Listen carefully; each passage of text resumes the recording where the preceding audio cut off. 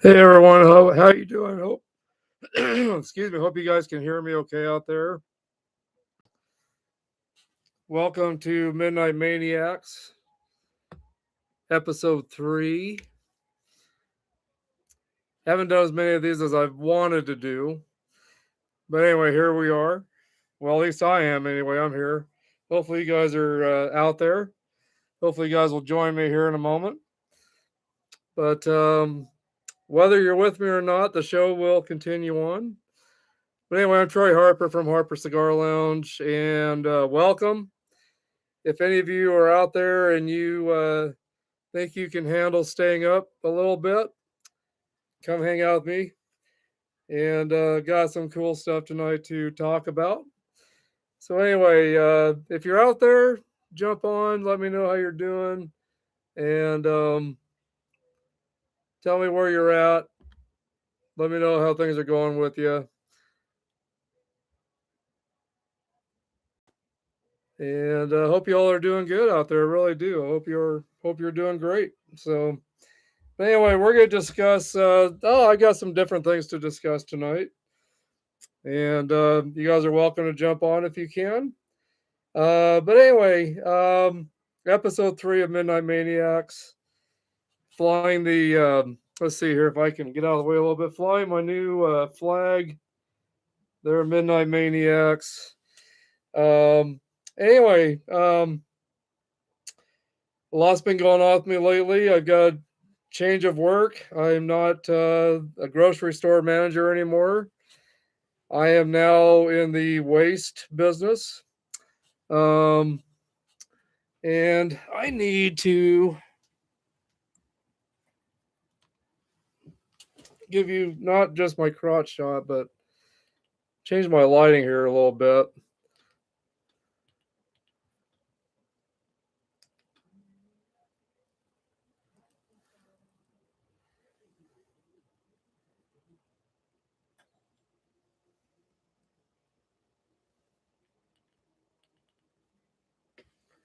That might be a little bit better.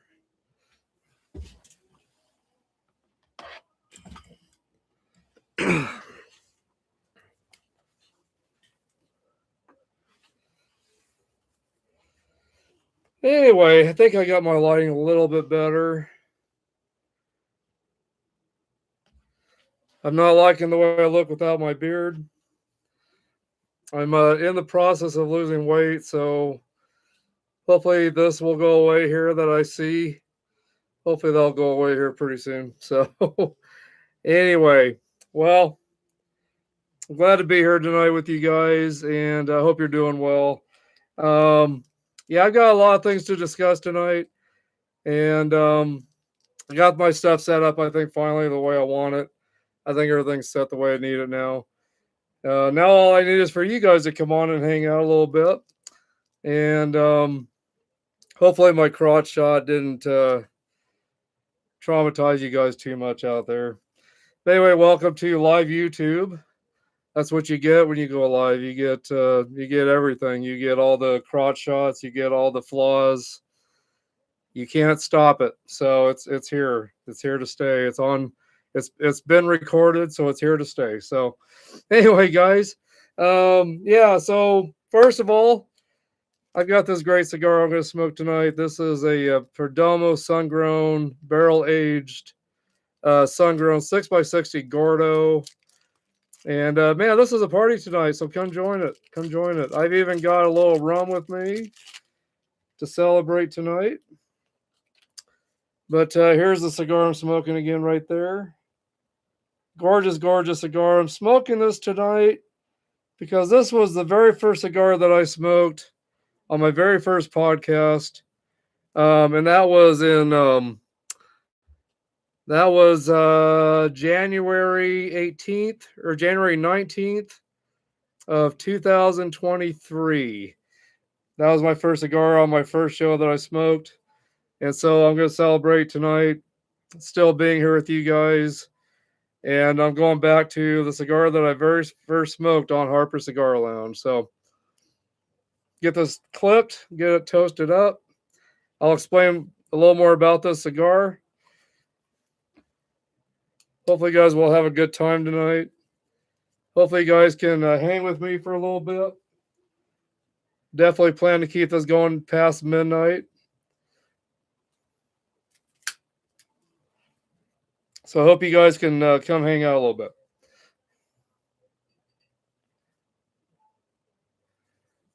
But anyway, there's that cigar again right there.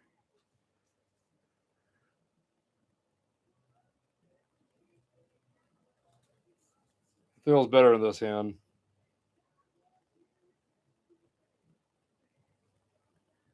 There it is. Anyway, this is a Perdomo Habano barrel aged sun grown Gordo 6x60, and I love that band. Just a really gorgeous band. It's got a really gorgeous foot band as well. Love the cigar. I wish I had more of these. But this is a Puro, all from Nicaragua. Binder, filler, wrapper, all from Nicaragua. Nicaraguan tobacco. And this cigar is spicy. Got some spice to it with some hints of espresso. Bright sunny taste, topped off with pure bourbon whiskey. Just right, never overwhelming. The news, and this came out quite a while back.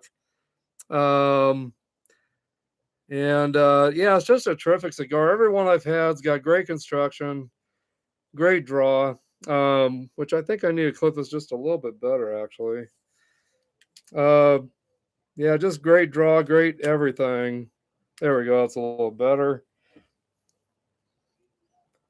Let me go ahead and take this footband off so I can toast it up.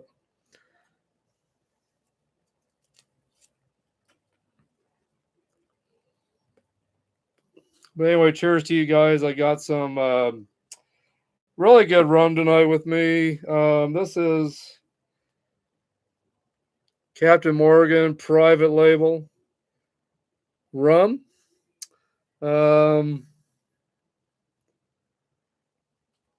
Liquid treasure from the captain's finest reserves, made with Caribbean spice and other flavors, a tribute to 300 years of tradition.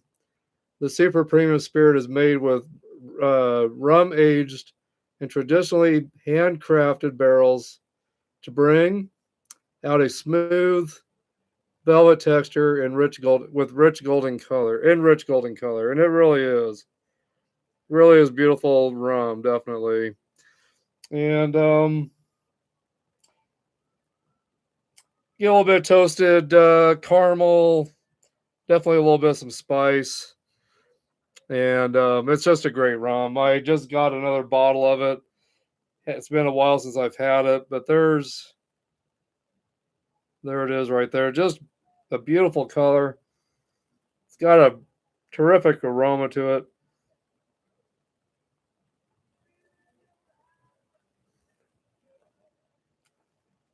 So cheers to you guys. Um, Let me go ahead and get this toasted up a little bit.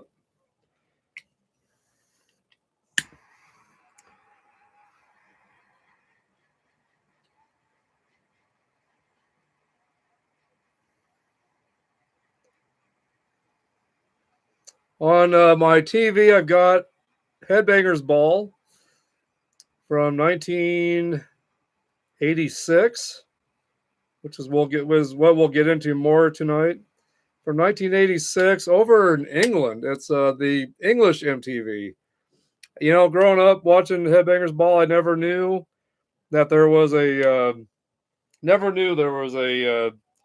MTV over in England. I thought it was only in the States, so I was wrong about that.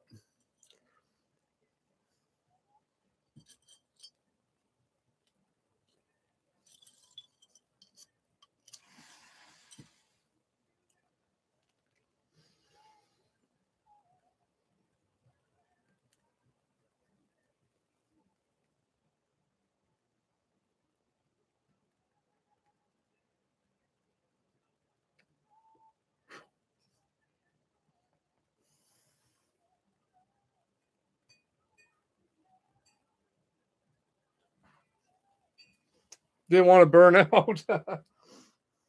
Anyway, a little bit of some pyrotechnics for you there.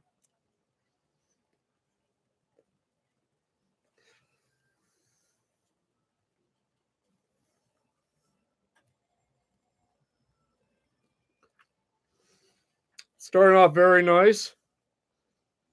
Getting some hint of spice. And getting some espresso and some spice mainly right now. It's been a while since I've had one of these, so I know there's spice in this. I know there's some other great taste notes in this. I can't remember what all the taste notes were in this. It's been a while. But getting some pepper, getting some cedar actually. Getting some espresso, I believe.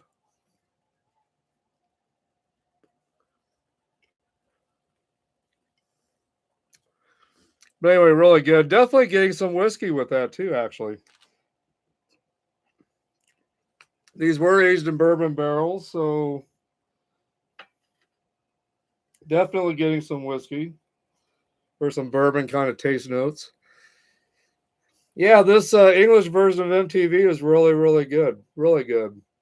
They've had a lot of great bands on here: Bon Jovi, Warrant, Thin Lizzy, White Lion. Yeah, a lot of great bands on here so far.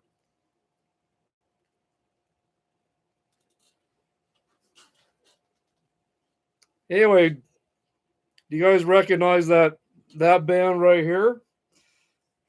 This is a purchase that I got here just recently.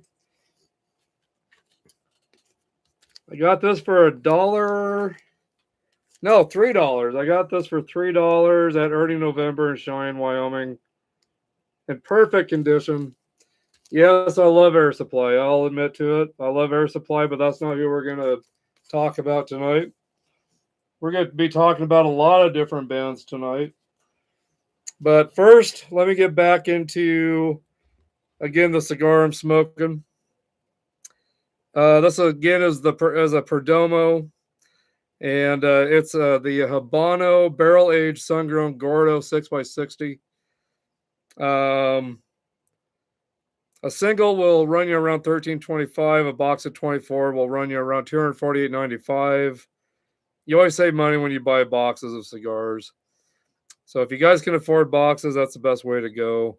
Perdomo Habano bourbon barrel aged sun grown cigars are spicy with hints of espresso, a bright sunny taste topped off with pure bourbon whiskey.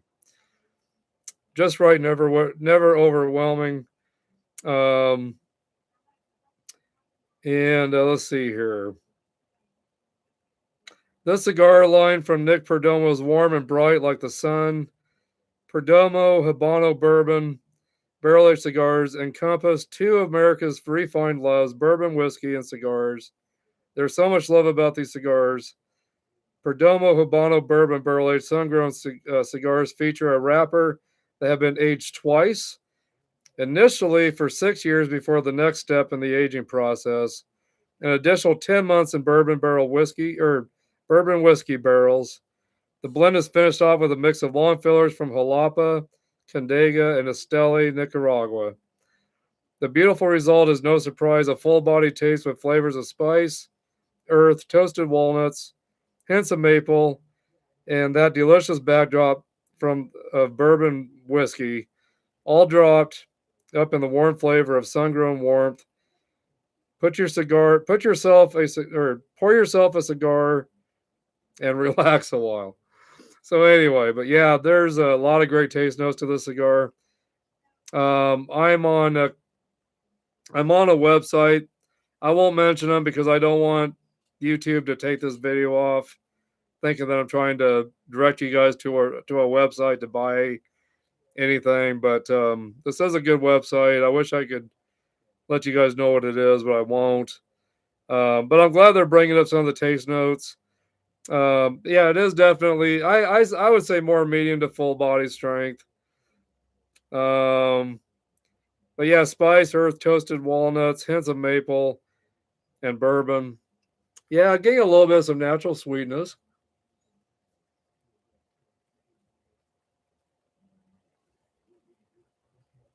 Yeah, this is a great cigar. If you guys have ever not, or if you've never had one of these, make sure you try one today if you can get a hold of it. This MTV English version is pretty interesting. I'm not sure who's on there talking right now, but they are definitely from America. So this is, yeah, pretty cool that I didn't realize that England had MTV and Headbangers Ball and all that. Their setting's a little different than the American setting on the American MTV, but pretty cool.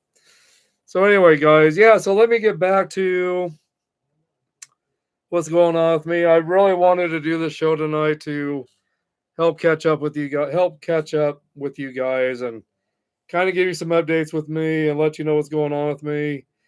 Um, a lot of changes in my life lately. A lot of changes. Um, the company I worked for, I do not work for them anymore. Legacy Co-op. I haven't been with them for a week now. I left. I left them because of that. They're selling the store to another business. Still don't know who that is exactly. Have an idea of who it is, but not sure. Um, there's a bank here in town that I won't mention, but I think they're the ones interested in buying it. And I believe they are going to. They've been in the store a lot over time looking at it and everything. But still no final answers. And it's been going on a month now where we still don't know who's going to buy the store or what's going on with the store exactly. And all the work I've done over the years, the past 8 years in the store, um, it was hard to walk away from the store. It was hard to walk away from the store had been managing for this past 8 years.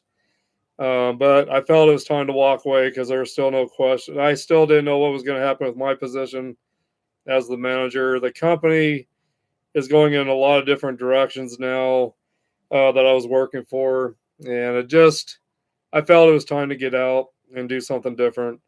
As hard as that was for me to do. So now, instead of working for Legacy Co-op, which used to be Panhandle Co-op, out of Scottsbluff, Nebraska.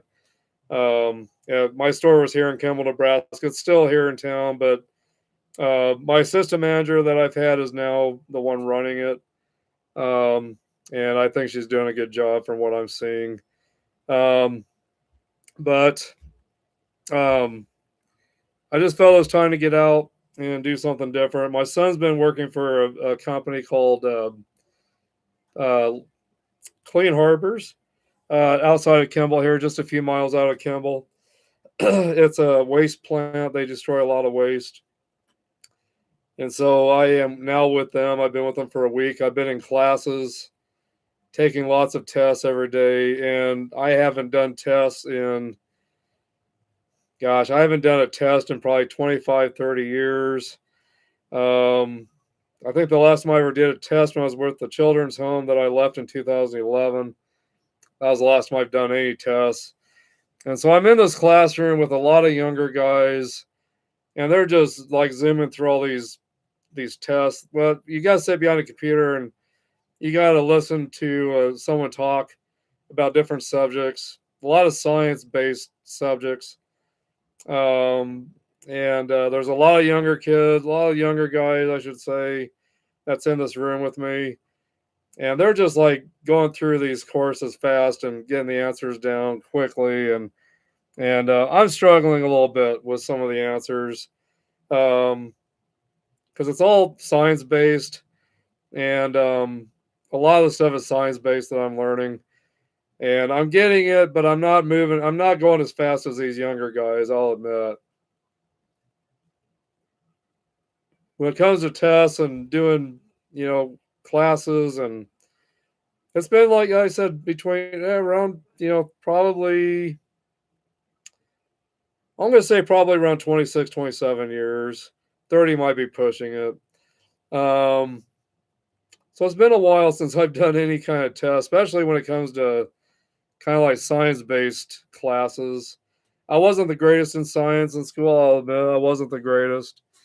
But I'm getting there. I've got a lot of tests to go through still. There's a lot of things that I'm having to learn with this new job, and it's been a little overwhelming, I'll be honest. One test I took, it was like over 133 questions, and you had to get an 80% to pass it. And the first time I took it, after I'd done I had done a bunch of different courses, and after each course, you do a quiz, and you got to get an 80% on those also to move forward. And so I've gotten, anywhere between an 80% and 100% on a lot of those tests, which some of them I've had to redo a couple times. The first time on some of them I didn't pass, and then I had to redo them, and then I passed the second time. So I've got anywhere between an 80 and 100% on some of them. But you're also allowed to look at your notes, and I've been taking a lot of pictures of the slides because you're watching slides while someone's talking with all the, diagrams and all the different stuff you got to learn. So I've been going through this stuff, and I'm not moving as fast as these younger guys that are fresh out of college or out of high school, and so they're moving a little faster than I am. But I've got one more week. I got to get these tests done within this next week. Plus, there's other things going on that I've got to do with the work that I'm doing now. So I've got about approximately 3 days to get the rest of these tests done. And I've got about another, probably approximately, I'm going to say at least probably about 40 more tests that I've got to do. So I'm hoping to get through everything pretty good and get it finished up and everything.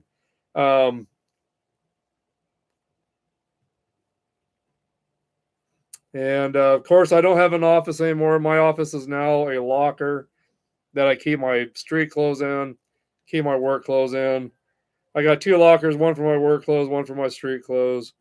The work clothes you can't take out of the facility; it's got to stay there due to chemicals and everything that could be on your outfits. So they don't want you wearing that home and spreading that stuff into your homes and into your car. And your kids touching your clothes, which I appreciate them for that.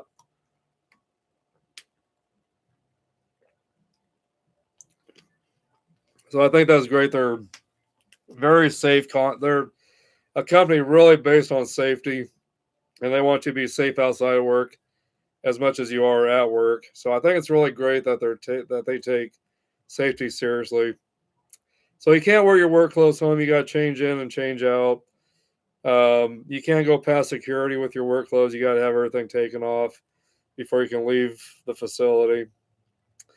So anyway, yeah, a lot of changes, and but anyway, so I did all these tests, I did all these quizzes, and I got them all passed. And then I had to do a final test in this first section or first, uh, with this first portion of tests that I had to take. Had to do my final test, which you had two chances to try. You had two chances to pass it. If you didn't pass it the second time, you had to wait 24 hours to do it again. So this final test I had was like anywhere between 133 and 150 questions, and you had to get an 80% on it. The first time I took it, I got a 79%. I was 1 point away from passing. I couldn't believe it. So I started it right over again, and I went through it. And halfway through, I felt like I was in a body of, like, in the ocean, and I was drowning. And my brain just completely shut off for a moment, and I felt like I was just suffocating almost. Felt like I was drowning in an ocean, in a body of ocean water, and that I couldn't find the top is how I felt. I felt like I couldn't find the top, and I was lost, and I was drowning, and I couldn't get to the top to breathe. I felt like, like I said, I felt like I was suffocating. And so I had to stop for a moment and take a breather and get my mind collected again, because I didn't know how far along I was in the test. I didn't know how much more I had to go. I'd already missed like 4 questions. It might have been 5 that I had already missed. I knew the risk of me missing one more question, it could fail me again. And so every question I was going through looking at all my slides and notes and trying to find the right answers, and I just got really overwhelmed. So but anyway, I got through it and I passed it with I got an 88.7%, I think is what it was. So I did pass it. So yeah, so thank God that I passed this test. But anyway, so now I got a bunch of little tests I'm taking again, and so from what they told me, that was the only big test I was gonna have to take like that. So anyway, guys, keep me in your prayers, keep me in your thoughts, that I get through this next week and that I get everything passed. They want us to get done with all the tests sooner than next week. Like halfway through next week, they want us to be done. That way we can get on with our regular jobs, which I'm going to be a receiving tech, which means I'll be on a forklift 11 hours a day for 4 days a week, moving barrels of waste everywhere to wherever they need it, whether it's on trucks that need to haul them away or to a sampling room where chemists test all the barrels. So, yeah, so it's barrels of waste that I'll be moving around. So, and if I do good within the next 6 months, I can move up to another position that opens up, which would be a receiving chemist. So then I'd really need to know all the terminology and all the different chemicals that I'd have to test because you got to be on top of all that so you don't get something in with the wrong batch of barrels so something doesn't explode or something. So a lot to learn before I move up to that position. So, but anyway, guys, let me get away from that. But I just want to let you guys know that I'm doing okay. I'm still rocking. I'm still here. I'm still doing good, and I'm kicking still, and I'm excited about this new job, but I'm nervous too. Um, I've been in the grocery business, like I said, for 30 plus years, and now I'm in the waste business all of a sudden, and so I got a lot to learn. Got a lot to learn. So anyway, wearing my Metallica and Justice for All tour shirt tonight. Um, and a lot of what I'm going to be discussing tonight is the 40th anniversary of the 80s bands that I grew up loving, but a lot of 40th anniversary albums this year from 1986 to now 2026. A lot of 40th anniversary albums, or a lot of 40th anniversary, to celebrate with a lot of the bands from the 80s that I grew up with. And yeah, so I got all the best albums out that I want to show you guys from the 80s that are in their 40th anniversary this year. So then I got a few other little things I want to show you guys, but excuse me if I cough a little bit or if my voice seems a little hoarse sometimes. I was sick all this last 2 weeks actually. My son and myself went and saw the Megadeth movie Behind the Mask over in Cheyenne, Wyoming. I believe it was on. I think it was on the 2nd of. Now, what month are we in? We're in February. Yeah, so I think it was on February 2nd that me and my son went and saw that the new Megadeth documentary movie, which I do recommend you guys go see it, especially if you're a diehard Megadeth fan. Hopefully, it'll come out on Blu-ray because it's definitely something I want to grab up.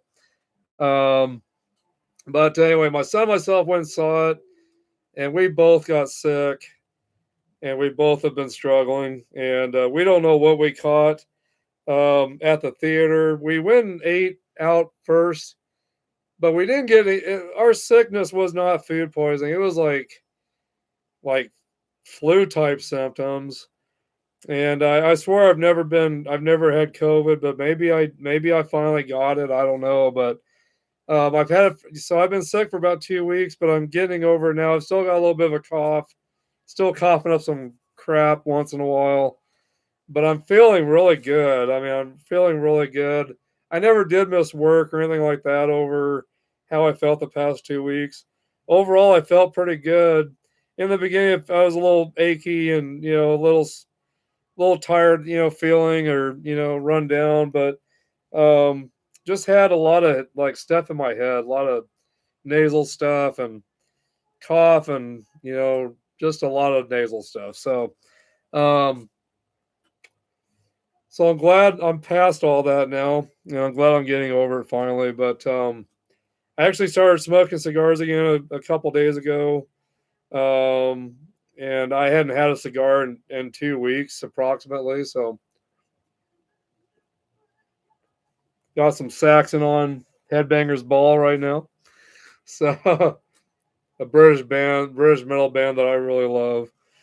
But anyway, guys, um, let me get into some of these bands that are it's their 40th anniversary. Let me get into some of this here. Um, gosh, and I'm gonna try to go in order of the best to the worst to the best. But I love all these albums. It was hard to put them in any certain order, really. Um,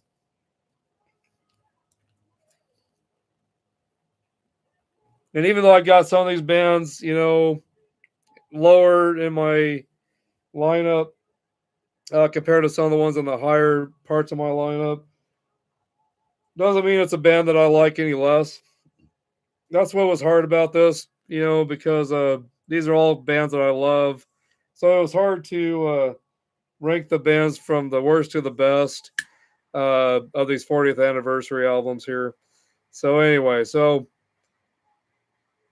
at the end of all this in the comments, you'll have to let me know maybe where you would rank some of these albums yourself. So,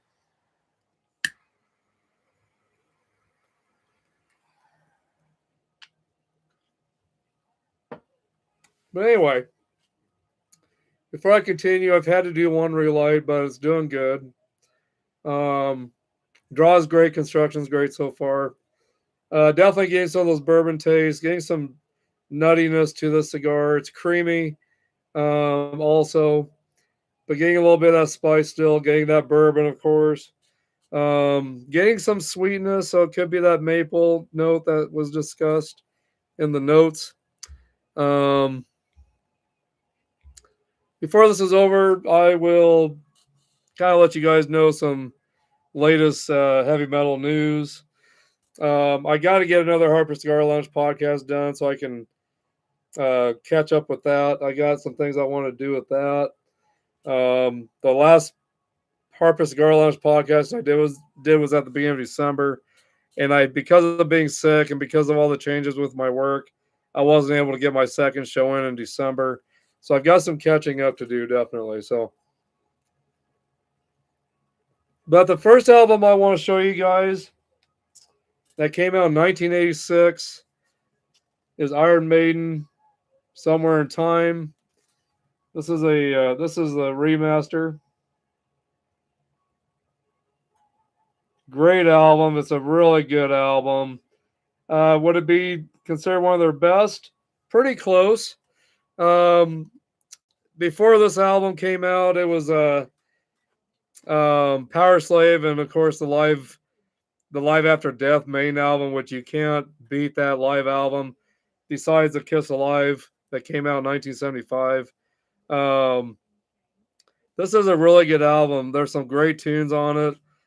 I love the artwork on it, and yeah, Caught Somewhere in Time, Wasted Years, Sea of Madness, Heaven Can Wait, The Loneliness, The Long Distance Runner, Stranger in a Strange Land. Great song. Deja Vu, Alexander the Great. Um, yeah, so many great songs on this album.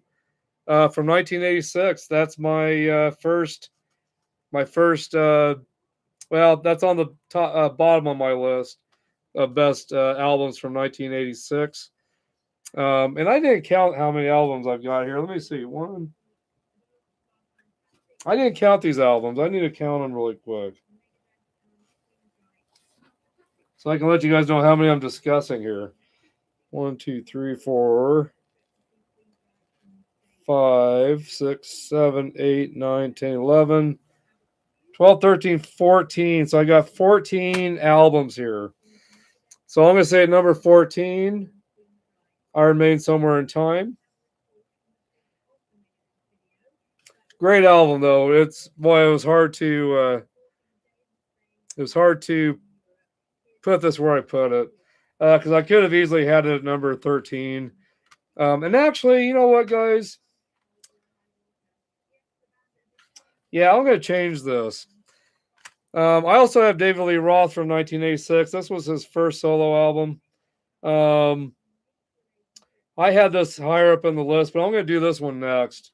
But what I'm actually going to do is I'm going to switch spots. This would be number 14. David Lee Roth, Eat 'Em and Smile, came out in 1986. This was the first album that David Lee Roth did. First full-length album that he did in 1986. He had another album called Crazy from the Heat, which was an EP that came out before this, and it was some of the songs were covers that he didn't write. But this album was really good. When he brought out the song Yankee Rose and the video for it, it was like Van Halen was back. The way it sounded, the vibe that came from it, the way David Lee Roth looked. It was like seeing David Lee Roth with Van Halen, but with different bands with different guys in Van Halen. So it was like Van Halen, but it was like David Lee Roth took all the guys and got new members, and if he was a call of Van Halen still, that's what it was like to me. But of course, it wasn't the same guys from Van Halen. He had different members in the band. But if he, Yankee Rose would have been a great Van Halen song. It would have been a great Van Halen song, definitely. But some of the songs on this, I'm going to name off the best ones. Yankee Rose, of course, was the first video he brought out. And then Shy Boy, Tobacco Road, That's Life. Those are all great songs. And then I just felt like there were some fillers in here, some songs that could have been better. But overall, a good album. I would probably rank this album about a 6. There's a lot of great stuff in this album. Don't get me wrong. But I felt it could have been a little better. There were just some kind of corny songs on here, songs that weren't so serious, which was fine because it was a fun album, definitely. But he had Steve Vai on guitars, Billy Sheehan on bass, Greg Bessanet on drums, and had some extra musicians involved in this album too. But it was a fun album. It was a fun album, but there were some songs that were just kind of fillers. I kind of felt. And that I felt that could have been a little bit better, when with the arrangements of these songs. But overall, not a bad album. It really is. But I'm actually going to put this at number 14. Is where I'm going to put that, and then I'm going to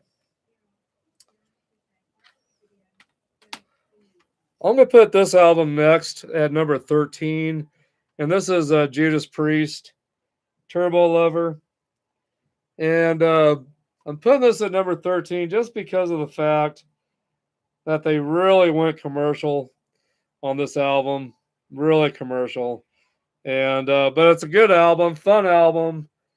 Really good album overall. Really good album. But Turbo Lover, Locked In, Private Property, Parental Guidance, Rocky All Around the World, Out in the Cold, Wild Nights, Hot and Crazy Days, Hot for Love, Reckless. And then there's bonus tracks on this remaster. All Fired Up and Locked In Live. But it's a good album. I really did like this album overall. My favorite karaoke song to do is Turbo Lover. Anytime I have a chance to do karaoke, I always sing Turbo Lover. It's a song that I can do really well, actually, with karaoke. I've done it so many times. And I still have fun singing that song. I never get tired of singing it. But a lot of great songs on here. A really fun album, but very commercial sounding for Judas Priest. And they ended up going, very hard later. Really became a very brutal, hard, fast, speed metal kind of band.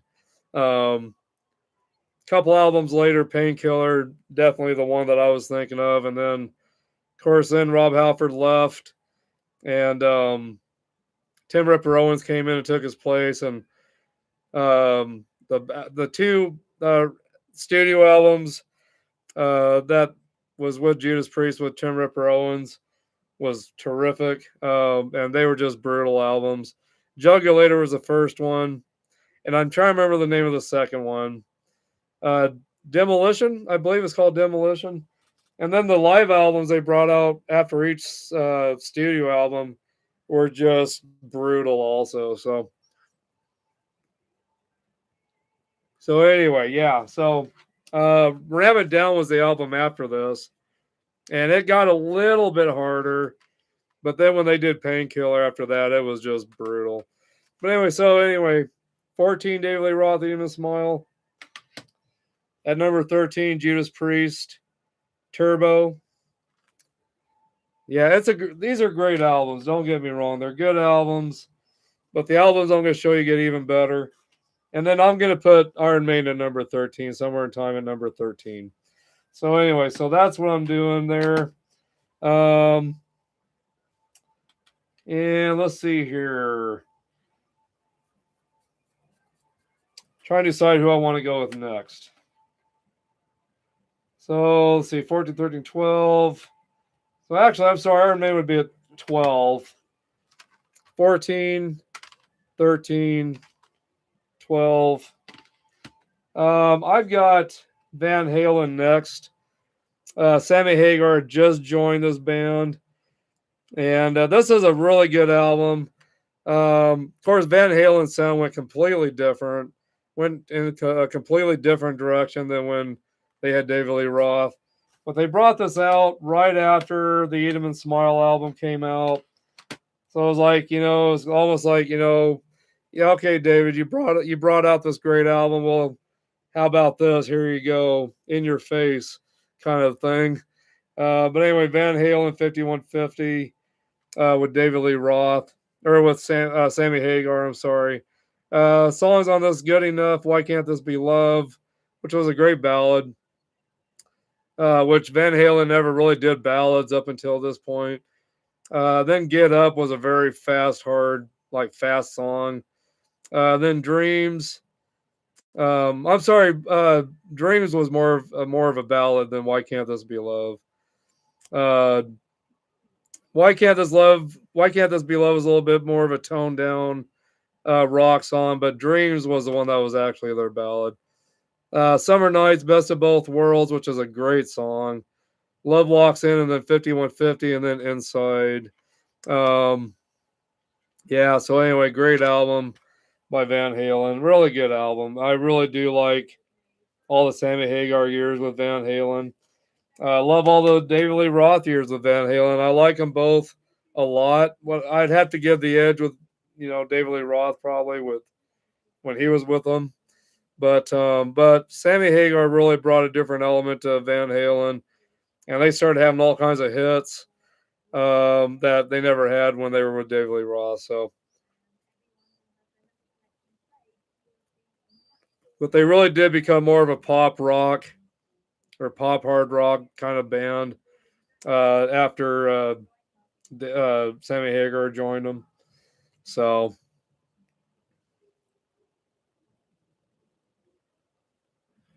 got a little bit of a cracked lip here. So, if you guys ever need some good lip therapy, this is good stuff right here.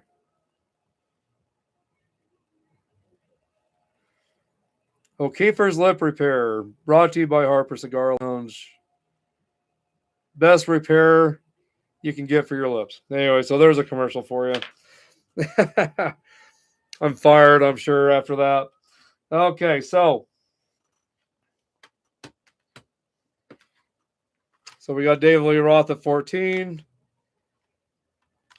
Judas Priest Turbo at 13. Iron Maiden Somewhere in Time at 12.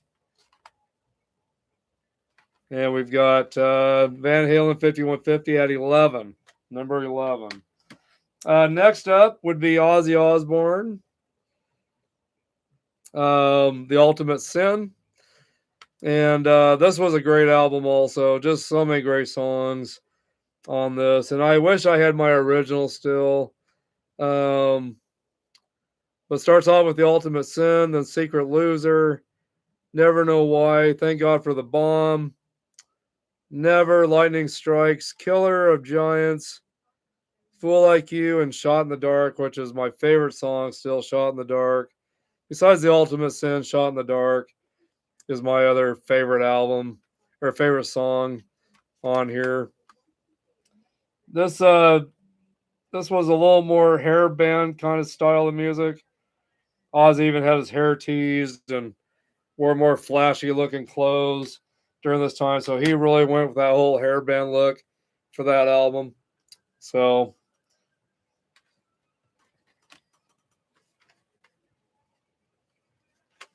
number 10, I've got Ozzy Osbourne, The Ultimate Sin. One of my favorite albums actually from Ozzy. So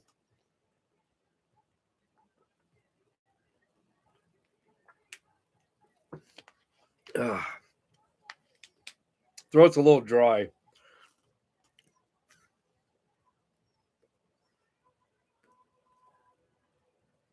Have any of you guys heard of a band called Shotgun Messiah?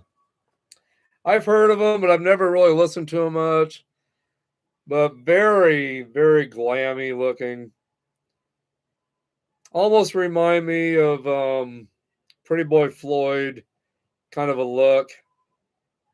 And actually, they sound pretty good. They actually do sound pretty good.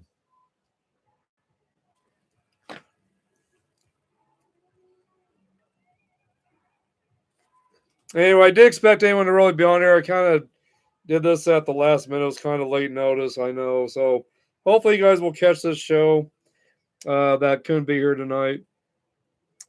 Number 9 on my list is Queensryche Rage for Order. This was the album that I discovered Queensryche. And actually a kid in high school came to our music class. It was our first class of the day, music. It was our band class, and this kid that was in our band came in saying, "Hey, you guys, have you heard of this band called Queensryche?" And a couple days later, somehow he found this album, Rage for Order, and brought it to school and showed us. And the way the band looked, we were like, let's see, I gotta get this in the camera the right way here. We were like, what in the hell? Who are these guys? They look futuristic almost or something. And but anyway, so we had about a half hour before the class was going to start, because we always went in pretty early for band class to get set up and everything. And they had and of course he had a cassette. There was no CDs at this time yet, so he actually had the cassette. And he popped the cassette in, and we were just blown away by what we were hearing. We were blown away. We couldn't believe what we were hearing. So we were like, "Holy shit!" And we asked him how he found out about this band, and he said he was listening to kind of a pirate radio station called Metal Shop, and I just discovered them on Facebook and on YouTube. Of course, they got a lot of updated info on bands, but they got a lot of past stuff. So it's like going back into the 80s again.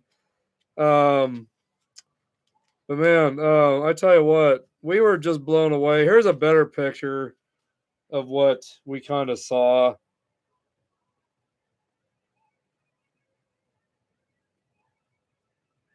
Wish my camera would focus on that a little bit better.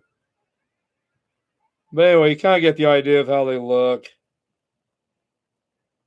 Just kind of futuristic looking. We were like, what in the world? But um, Jeff Tate's voice, I was just like, wow. I was just blown away. I was blown away. And here's some live shots. This is the remaster, but here's some live shots of them at that time in 1986. But anyway, so I had never heard of Metal Shop, but I went home and it came on kind of late at night, and I tuned it in, and sure enough, I was able to find out about new bands coming out, find out about the latest metal music that was coming out, and it was kind of a way to find out about the new stuff before anybody else kind of did. And so got on the Metal Shop, and it was kind of fuzzy because it comes in from like New York at the time. It came in, I believe, from New York, and so it wasn't coming in super clear, but it was enough to where you could hear pretty well, hear them talk about new bands coming out and the metal scene, and so I was able to hear it well enough to know what they were talking about. And so, of course, I discovered a lot of other bands after that. Wasp. I discovered Wasp through Metal Shop. Gosh, I'm trying to think of what else I discovered through Metal Shop. Oh my gosh, and then Headbangers Ball. Discovered a lot of new bands through Headbangers Ball when I would go home and watch that at night after I got home from work from washing dishes at a restaurant called King's Inn in Torrington, Wyoming. I'd missed the first hour. It was like a 3-hour show. I always missed the first hour of Headbangers Ball, but I got to watch the last 2 hours of it. And just always caught so many great new bands. And some of these bands that I've showed you, some of these bands, well, not these bands yet, but there's a couple bands coming up that I discovered on Headbangers Ball that I will show you here, of course. But yeah, between Metal Shop and Headbangers Ball, I would always discover all kinds of new bands and everything. And I had to like find a way to find these albums, and the easiest way for me to find some of them was I joined a cassette club at the time. Back then they had music clubs you could join, RCA and BMG, and you had to buy, you could pick out like 12 CDs or 10 CDs, or well, cassettes, I mean, at the time. Pick out 10 cassettes for a penny.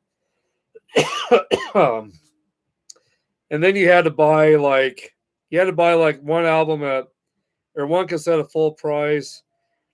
And then if you bought that cassette, then you got like 2 or 3 other cassettes at half price.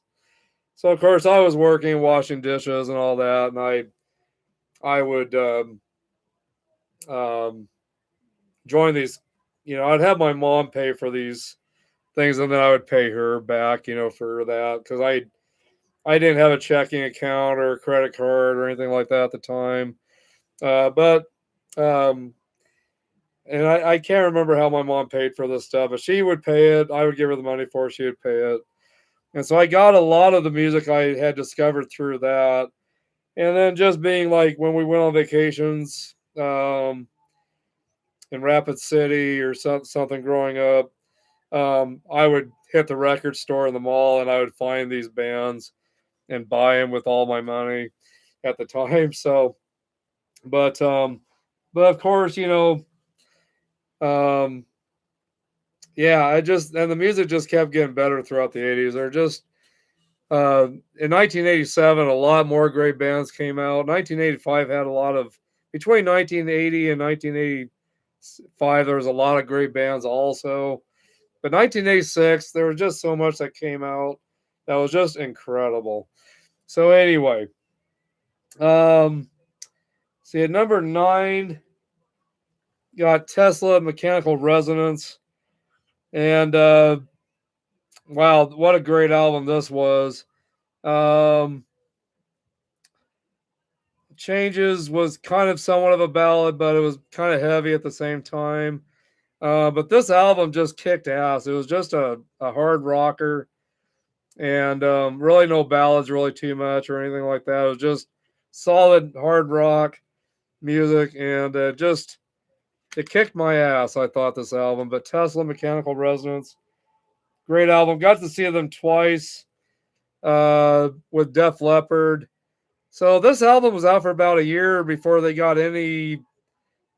really took off. They started touring with Def Leppard on their Hysteria tour in 1987, and these guys were the opening. And after they opened up for Def Leppard, they really took off after that. So I'm proud to say that I got to see Tesla when they were first out touring and first getting noticed. But yeah, for a whole year this album was out and I didn't even know it until they started touring with Def Leppard. And that's when they started really getting big on MTV and everything. And so I rushed out and bought this. I started our Pomida store here over in Torrington, Wyoming, growing up. They started carrying a lot of cassettes and stuff at the time. And so found this cassette at the time at Pomida. So anyway, started finding some albums locally too, but and then Scottsbluff, Nebraska was about a half or about 45 minutes from us. They ended up opening up a big record store and a music store, and I was able to start buying cassettes there. So anyway, but yeah, so I'm glad CDs came out. I didn't mind cassettes, but I hated rewinding and having to fast forward to get to certain songs. And CDs, it was so much easier to fast forward and skip through things if you wanted to get to a certain song. So anyway, but yeah, so at number 8, Tesla Mechanical Resonance. So great album. Easy Come, Easy Go, first song. Coming at You Live, Getting Better. Too Late for Love. Rock Me to the Top. We're No Good Together. Modern Day Cowboy was the first video that was made for this album. And it's hard to believe that that video was the first song they brought out. It's hard to believe this album was out for almost a year before they even started making videos for it. Changes, Little Susie, which was another great song. Love Me, Cover Queen, Before My Eyes. And seeing them live singing these songs was just unreal. And I forgot to read off the songs off of Rage for Order. I forgot to read these songs off to you guys. Walk in the Shadows, which was huge. I Dream in Infrared, another huge song. The Whisper. Gonna Get Close to You, The Killing Word. Surgical Strike. New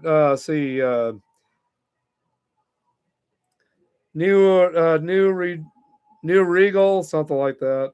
Chemical Youth, We Are Rebellion, London, which is another great song. Screaming in Digital, I Will Remember. Yeah, great. All these songs are just terrific. All these songs are terrific.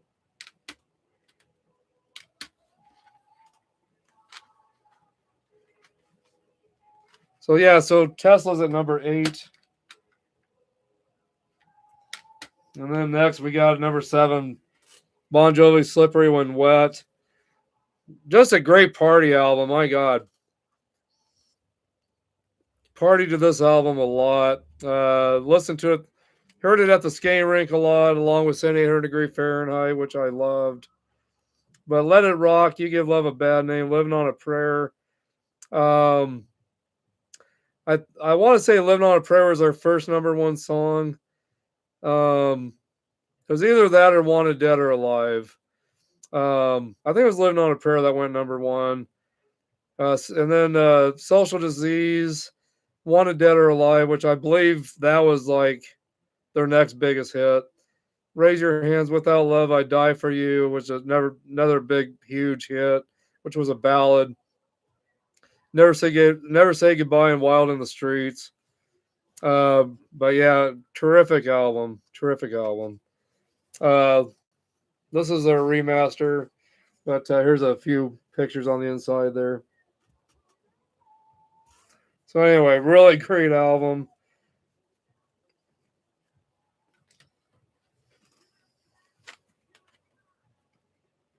see, 10, 9, 8, 7, 6, 5. Let's see. 14, 13, 12, 11, 10, 9, 8. So that was at number 7. Bon Jovi at number 7, Slippery When Wet. Again, these are all albums from 1986. This is their 40th anniversary year. Next is Rat, Dancing Undercover. This one was a little bit of a harder album that they brought out. They wanted a little bit of a harder, darker, edgier kind of album. And they did pretty good with that overall. But this was a great album to party to also. This album was, I think, one of their best albums besides I'm trying to remember the album before this one that I've got. Invasion of Your Privacy. And then Out of the Cellar was their second song, or second album. A lot of people think Out of the Cellar was their first album, but really their first one was just called Rat. And it had Tawny Kitane's legs on there with rats hanging off of her legs. Rest in peace, Tawny. But anyway, so, and she was also on the cover of Out of the Cellar. She was also on that cover. So anyway, but I thought this album was just terrific also. It was a little harder. Seemed like it was a little more not as glammy sounding, or it just sounded edgier, definitely. So anyway, Rat, Dancing Undercover. First song is Dance, which was a huge hit on MTV. One Good Lover, Drive Me Crazy, Slip of the Lip, another huge hit. Body Talk, another huge hit. Looking for Love, 7th Avenue, It Doesn't Matter, Take a Chance, Enough is Enough. So anyway, yeah, Dancing Undercover right there.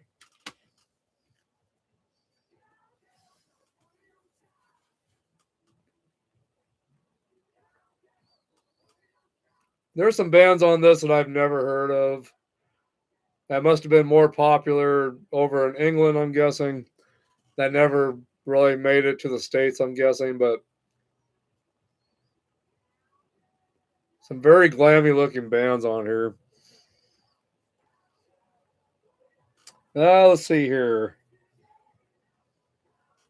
I keep losing count of where I'm at.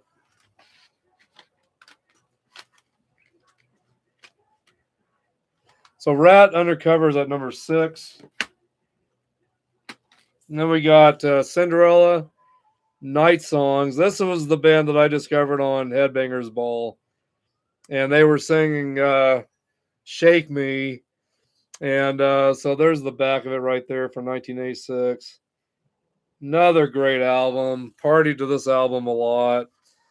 Night Songs, Shake Me. Night Songs was just a great way to start this album out, but it was just kind of a darker, edgier song. Then it goes into Shake Me, and then Nobody's Fool. Another hard hitter. Nothing for Nothing. Once We're on the Ride, Hell on Wheels, Somebody Save Me. In From the Outside, Push, Push, Back Home Again. Yeah, great album. Great album right there.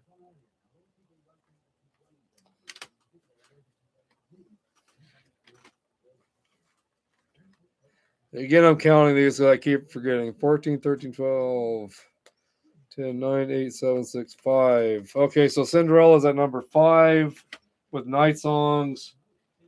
Then we got Poison. Look What the Cat Drug In. Great party album. Great party album. Cry Tough. I Want Action. I Won't Forget You. Play Dirty.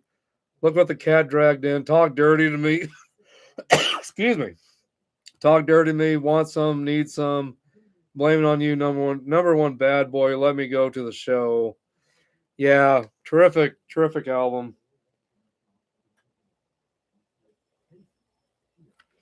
Yeah. So anyway, great album. Really partied hard to that album all the time. Man, I'll never forget those songs. But yeah, I discovered this band I discovered Poison on Headbangers Ball also.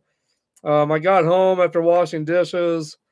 and the song "Talk Dirty" came on. "Talk Dirty to Me" came on, and I was like, "Wow, this is killer!" And I loved the way they looked.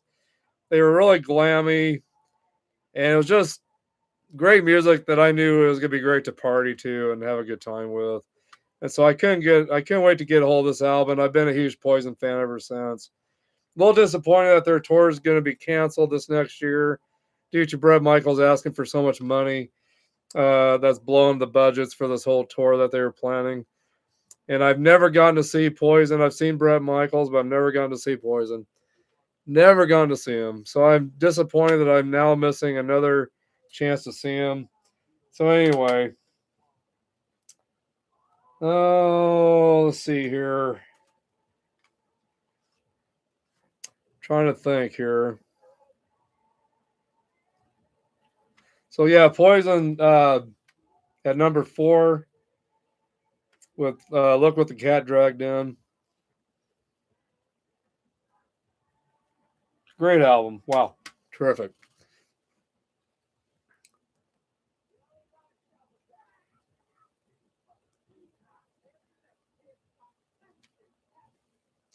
I don't know what happened with my Headbangers Ball, but something else came up on it. So I'm moving to a different Headbangers Ball now. At number 3, I've got King Diamond, Fatal Portrait. Right there. Half of this is a concept album, half of it isn't. But this is like the first album that ever came out that had like horror themes to it. And of course, King Diamond's continued to put out great albums over the years with lots of horror themes. So if you're into horror movies or anything like that, think of Stephen King put into music. That's what this would be like. Get you a close up more there.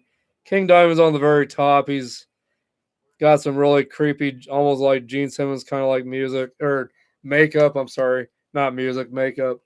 But King Diamond's the lead vocalist, and then you got Michael Denner on lead guitar, Timmy Hansen on bass guitar.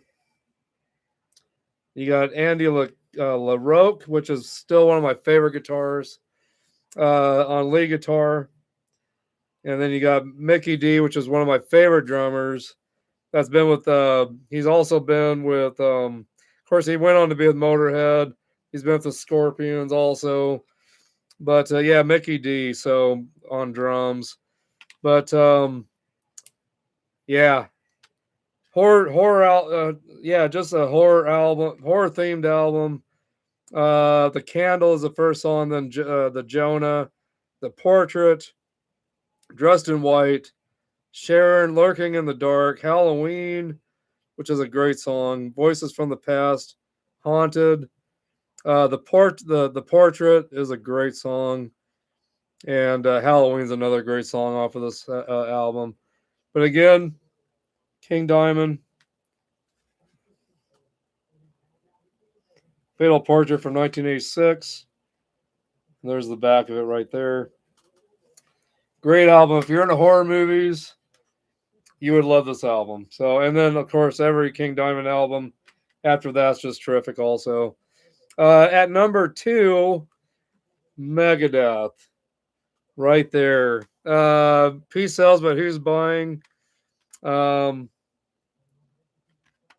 1986, brutal album. Excuse me, brutal album. Starting off with Wake Up Dead, then The Conjuring, Peace Sells, Devil's Island, Good Morning Black Friday, Good Morning / Black Friday, then Bad Omen. 7 is I Ain't Superstitious, and then the track 8 is My Last Words. And it's just a brutal album. There's a picture of the inside with everybody in the band there. Great album. Great album. If you've never listened to this album, you got to grab it up. All of you guys that are new into heavy metal, thrash metal, speed metal, you've got to get this album. Of course, Megadeth's considered one of the big four of thrash metal bands. But you got to get this album if you're new into metal. So that's at number 2. And then number 1, of course, besides Kiss, my other favorite band, Stryper, To Help the Devil. This cassette I played over and over and over and over and over. I think I went through 3 different cassettes because I wore them out. I wore out the first 2, had to buy a third copy. And then here's a picture right there of what they looked like in 1986. I got to see him in 1987, January of 1987, got to see him on this tour in Denver, Colorado at the Paramount Theater.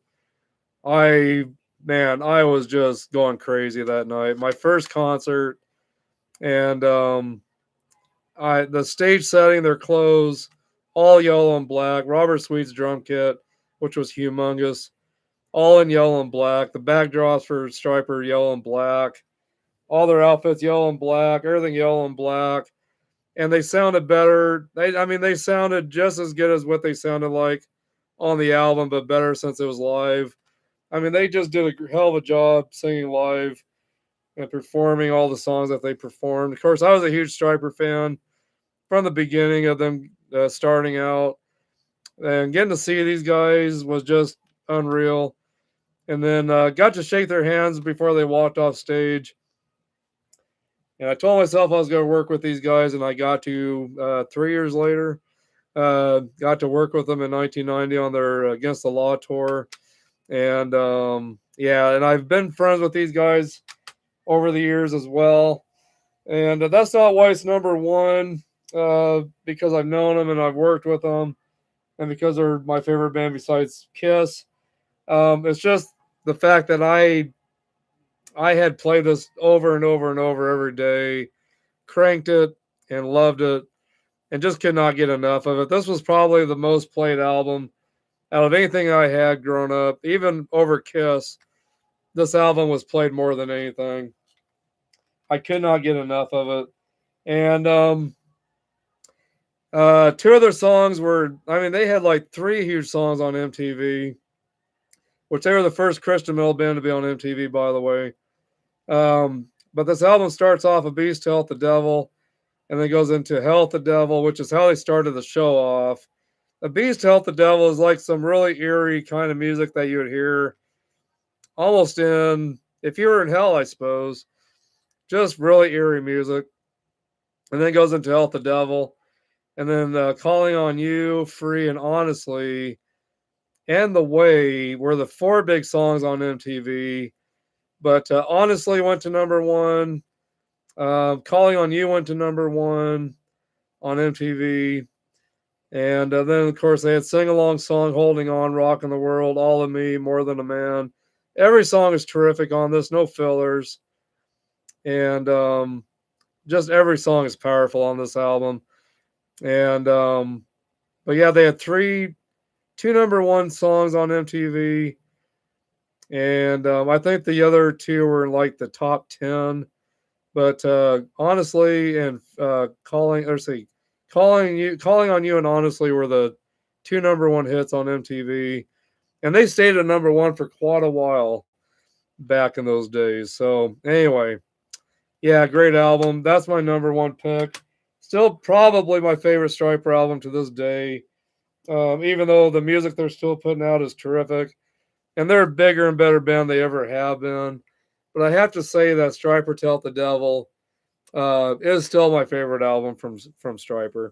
And that's also why it's at number 1 for me, because it is my favorite Stryper album to this day. It's the one I still like to crank up. And it just brings back memories every time I play it. And I've known the guys over time, ever since I worked with them. And they're just great guys, terrific guys. And it's just been an honor to know them. And every time I go to Denver, Colorado, to see them, besides one time seeing them in Sheridan, Wyoming, always get to hang out with them. And always get to hang out with them pretty much and see them. So that is my number 1 pick. for my albums from 1986. Got a couple things to show you guys.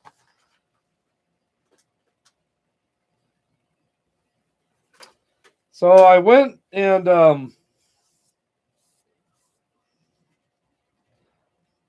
got to go see him in Sheridan, Wyoming, back in 2014, August 2nd of 2014, and I got to hang out with them. My brother got to hang out with them with me a little bit, and so he got to go backstage with me when I got to go hang out with the guys, and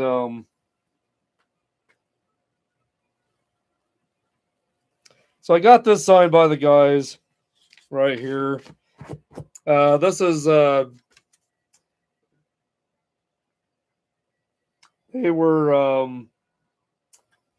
they had just done an anniversary tour at that time at the Tell the Devil, and so anyway, so they had this picture with they had this older picture uh, of them with their old Tell the Devil outfits, and so I had to have this picture from them. So they signed it for me, and yeah, just one of my favorite autograph photos of them. Some of my favorite memorabilia from them. Just seeing them in 2014 and seeing them having this picture laying around and them signing this for me. And they also signed one for my brother, I believe, at the time too. But one of my most cherished items from Striper is this one right here. It's just something you don't see every day. I don't know what I could get for this if I was to sell it, which I won't, because it's one of my favorite things that they've signed. I've got so much autographed, signed stuff from them. But the same time they were playing in Sheridan, Wyoming at the time, Lita Ford was also there. And through these guys, we got to meet Lita and hang out with her a little bit as well. And got to kind of stay around with her to make sure she was doing good. And so anyway, she signed this to me. It says, "Kiss Me Deadly, Troy, Lita Ford, August 2nd, 2014. Rockin' the Railroad, 6:45 p.m. I didn't have to pay for a meet and greet. I got to meet her just because I was backstage with Striper already. But she gave me this. She gave me that little. Going backwards here. This meet and greet thing here. She gave that to me. And then here's her guitar pick that I got from her as well at the time. But anyway, just a really great lady, really nice lady, and I really enjoyed getting to hang out with her at the time. I've got to get this cleaned. It's been up in my stairway that leads down to here for a while now, and I need to get some Windex and clean it. There's some stuff on the glass. Not sure what it is, but I need to get this cleaned. I need to clean both of these probably actually. So anyway, got the American version of Headbangers Ball on now. Way different than the English version. A lot better, I'll have to say too. So, but anyway, so there's my top 14. But really, there's 15 albums. I'm doing a bonus album here. It's not a hard rock heavy metal album, but I wanted to do an honorable mention with this one. This is I had my cigar backwards. This is Journey Raised on Radio that came out in 1986. And of course, at this time, things were kind of going not in a very good direction for Journey at the time. But it was still a good album. But yeah, these are the only guys left in the band at the time. Neil Sean, Jonathan Kane, and Steve Perry, of course. The other guys in the band had left. Ross Valerie, their bass player, had left, and I'm trying to remember the name of the drummer at the time for Journey. I will look it up real quick here. It's right on the tip of my tongue, his name.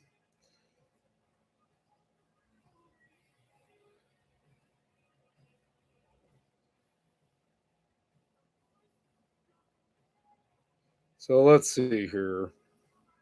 Drives me crazy when I can't remember something that I should remember. But Frontiers was the album before Raised on Radio, which there were some years in between before this album came out, before the Raised on Radio came out. Steve Smith. So Steve Smith and Ross Valley were not in Journey anymore at this point. They had other musicians fill in, but still a really great album. I thought this was a really great album from 1986.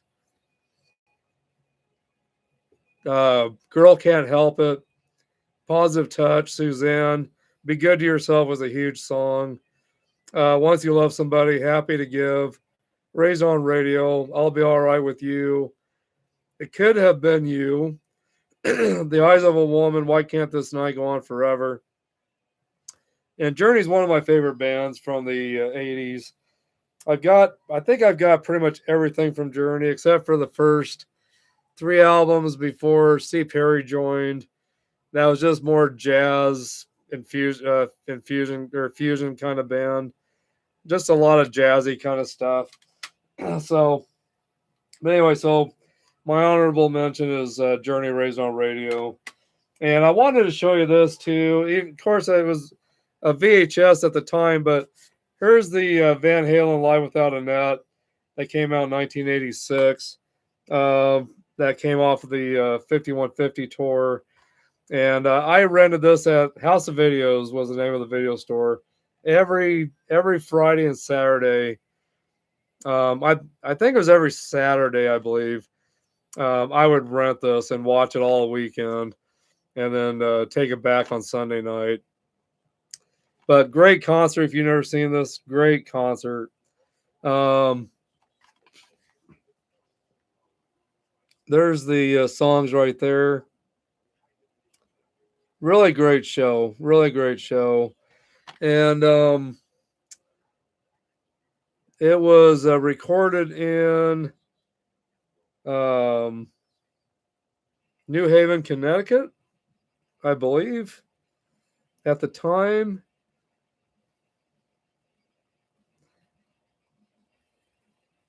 Well, I don't see where it says, but I believe it was New Haven, Connecticut at the time.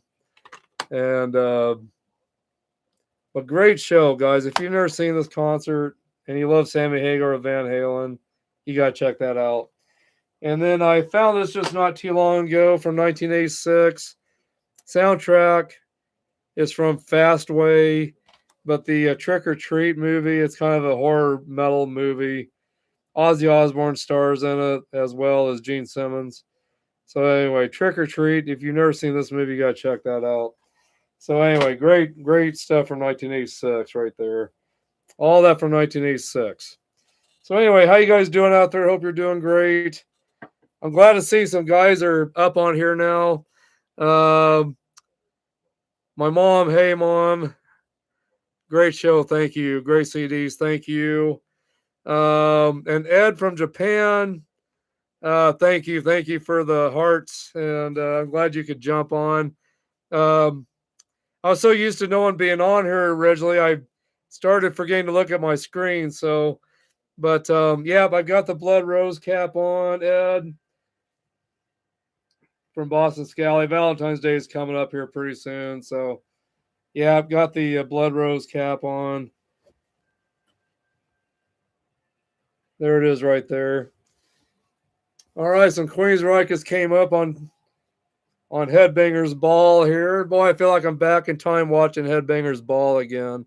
Mom, you remember me watching Headbangers Ball every Saturday night faithfully. I watched that every Saturday night when I got home from washing dishes. Yeah, Gene Simmons did sue King Diamond because of the makeup that looked so close to his. So yeah, King Diamond had to alter his makeup a little bit. And yeah, I gotta scroll through to see what I've missed here, I guess.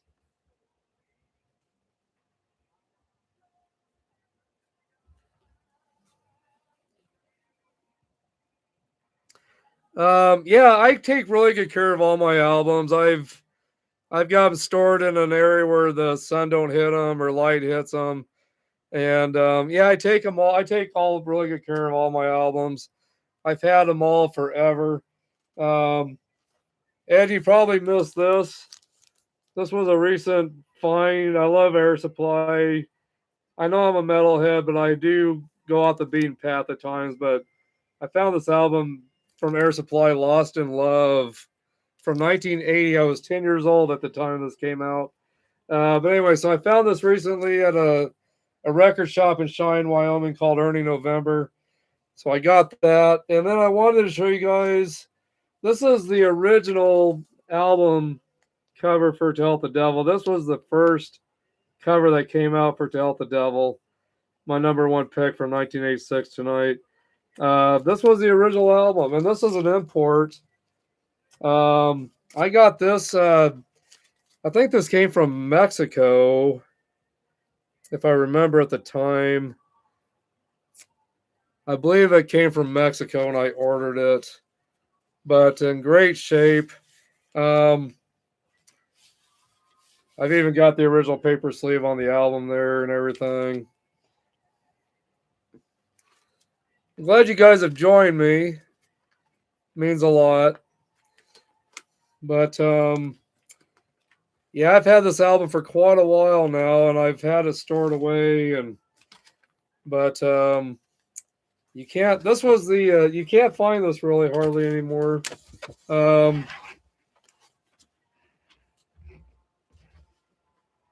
Trying to set my stuff off to the side here. But anyway, so there's the inside of it right there. In absolutely beautiful condition. But anyway, this was taken off the record shelves originally because Stryper and their management was getting so much grief because of the album cover. Parents thought that Michael Sweet, the lead singer, was holding this pentagram right here, which actually, if you look closely, it's actually attached to Satan that they're throwing into hell. So that pentagram is attached to Satan. It's not being held on to by Michael Sweet. But anyway, so they had so much grief by parents, they ended up taking it off the shelves and they went just to the black cover at the time. And I was lucky enough to find this quite a while back on eBay from a seller, a guy from Mexico that was selling this. And when he sent it to me, it took me a good almost a month to get it. But it came in such good shape. I was just really pleased with this. And it's such a rare find. You just cannot find that. And I meant to throw this in the mix. There's actually 16. There's actually, see, was it 15 or 16? Anyway, this would be my 16th pick for 1986, Metallica Master of Puppets. And this would be pretty much tied with the Stryper To Help the Devil album. My gosh, I don't know how much I played this growing up. Along with the Stryper To Help the Devil, I think I had the Master of Puppets cassette in my car playing constantly too. Got my brother into Metallica from him cruising around with me when he was pretty young. Got him into Metallica. And but yeah, Master of Puppets, one of my absolute favorite thrash metal albums from 1986. So yeah, this would be probably tied with Stryper To Help the Devil.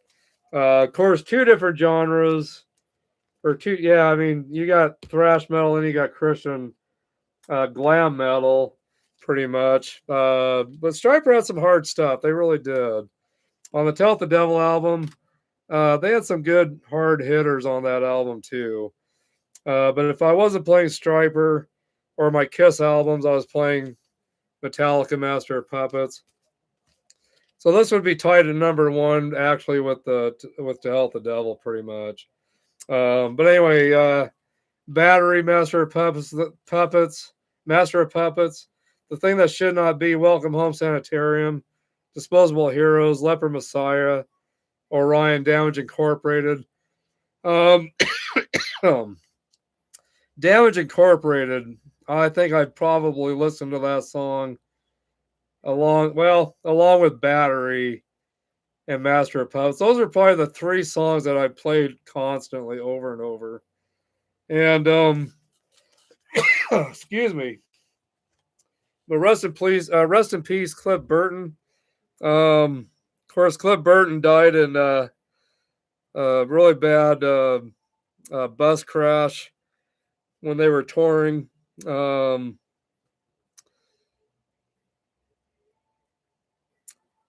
And I was going to find the date that he died exactly, which I thought I had it on here. Well, let me go to this here.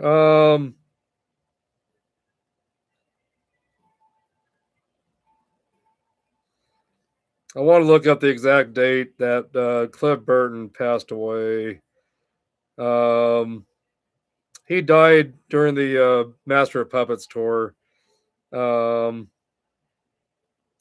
Yeah, so Cliff Lee Burton, born February 10th, 1962, and was killed September 27th, 1986. And he was in the band was in Sweden at the time when that happened. So anyway, rest in peace, Cliff Burton. You're missed every day, man. You're such a killer bass player, and I really didn't think Metallica would go on without him after he got killed, but they moved on and they kept it going, and his replacement was Jason Newsted, which Jason Newsted did a great job of filling in for Cliff Burton when he was with Metallica, and I thought he did a killer job. I really did, and I love Newsted's music. If you have not listened to Newsted, which was the name of his band that he created later, which he only had two albums, and but they're both killer albums. If you've not listened to Jason Newsted stuff, you gotta check it out. So I bet there's a lot of great album shops in Japan. I wish I could check those out. I really do. Anyway, cheers to you, Ed. Drinking some Captain Morgan private stock rum tonight. And earlier I discussed my new job situation. You'll have to go back. Once this is up, you'll have to go back and listen to what I discussed with that. But I'm down 11 pounds since I've gotten away from the grocery store. I'm down 11 pounds. I was weighing about 245. Now I'm weighing about 230. See, I was weighing 245. I'm weighing about 234 right now. And so I'm having a very small amount of rum tonight. Don't want to overdo it. Want to keep going with my weight loss. I've been wanting to lose weight over time, but because of all the food temptations I dealt with every day at the store, it was really hard to get away from it. Another great band that you guys need to check out if you haven't. Of course, these aren't 80s bands now. But it's got the 80s style metal, but Night Demon, I saw them with King Diamond and Overkill couple of years ago. And a great band. I never heard of Night Demon until I had seen them in concert. And great band, really great band. I just got a hold of their first EP right there. That has the songs Night Demon, The Chalice, Ancient Evil, and Ritual. But these guys sound like old school metal, like almost like British metal. They're from California, but they sound like old school British metal. So Night Demon, really killer band. And my son got me into this band called Spite. And Daniel remains over in Canada. I got you onto these guys. I know here not too long ago. My son got me into these guys. They're from California also. Or no, they're not from California. Hold on a second. I gotta find out where they're from exactly. But these guys are just, this band is brutal. They are just very hardcore metal. And so yeah, I'm right. They're from California also. I was thinking I was wrong about that. A decibel and soul-crushing deathcore unit based out of Southern California. Spite employs a lethal blend of death metal, metalcore, and neo-nu metal. The original lineup issued the debut album Stay Sick in 2017. They followed with Root of All Evil in 2019. And then now I've got this album here, Dedication to Flesh. And then my son just got me this. And then my son got me this one too. New World Killer. But this band is just brutal. They are brutal. And man, I tell you what, they are good therapy. When you got a lot of frustration, you want to get it out in a positive way, throw on some Spite. So they are good. They are really good. And they are the kind of band that if you crank it up, you're going to piss your parents off for sure. Or anybody down the street that maybe lives close to you. But anyway, then he also got me the CD as well. And that album came with this book, just kind of talking about what they went through on the road, in the studio. It's got the lyrics to the album. It's got some pictures of them in the studio. And just a great band, Spite.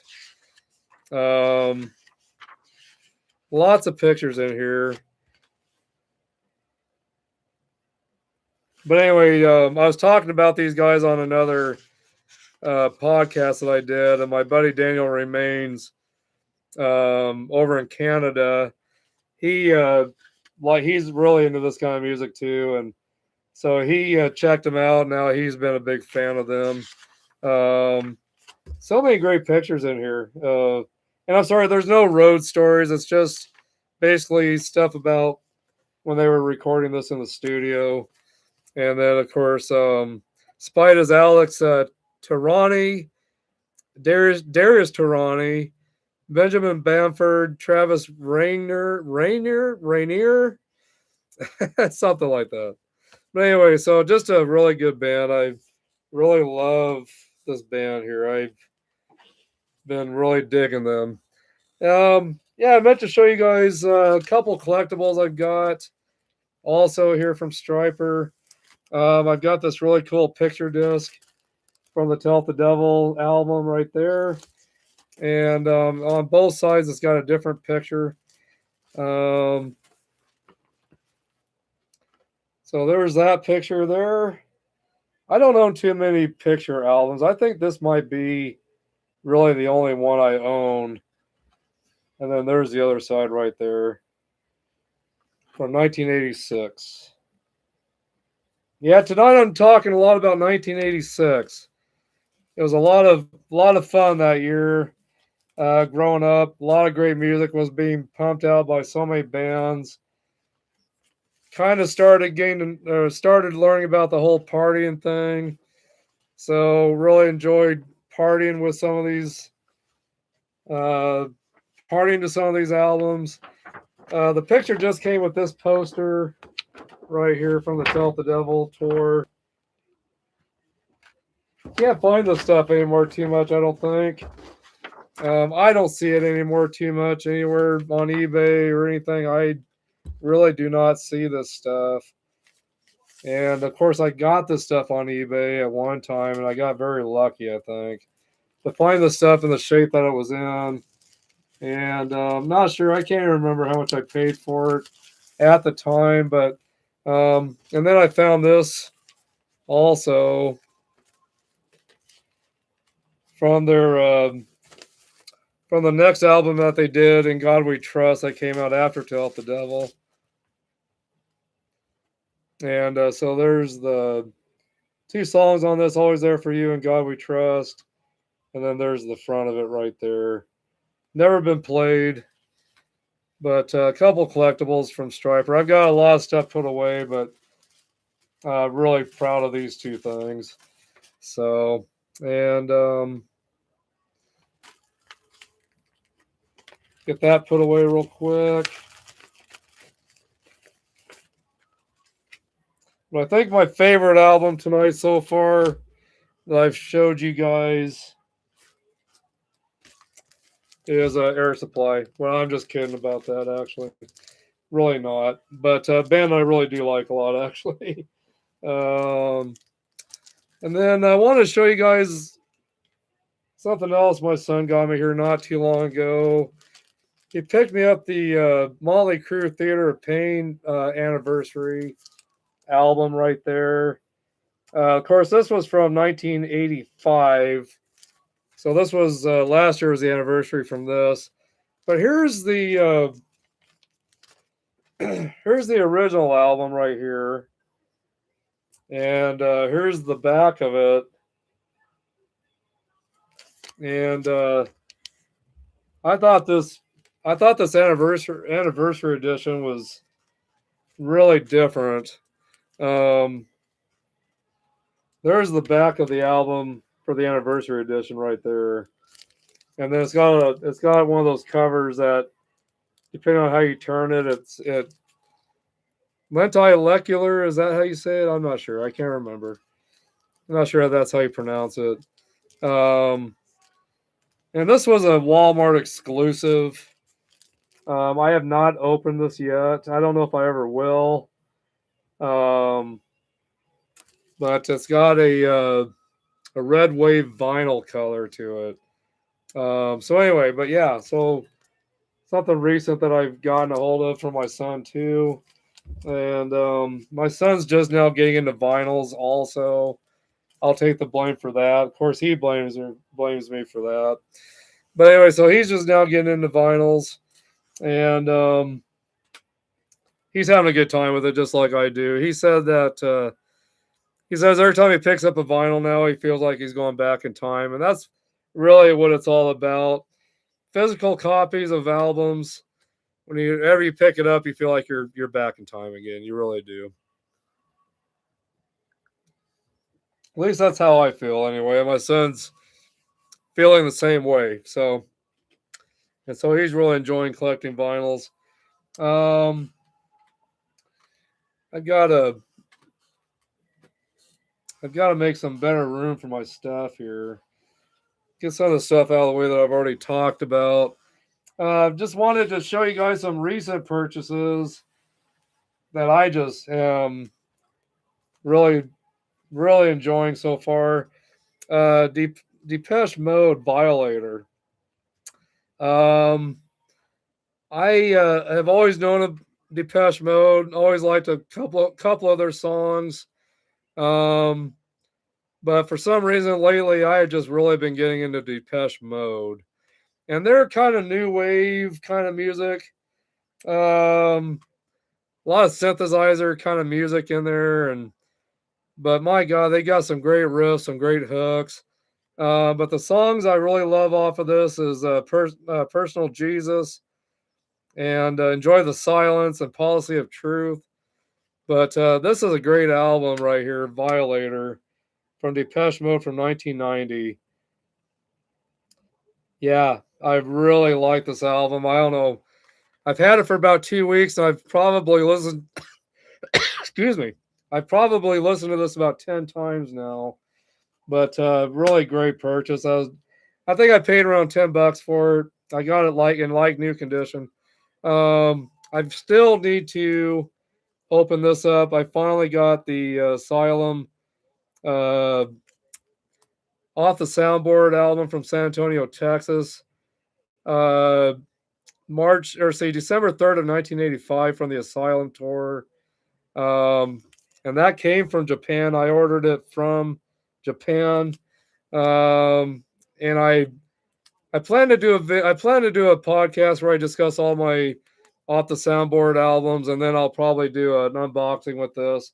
But I just haven't had a chance to yet. The new Peter Criss, terrific album.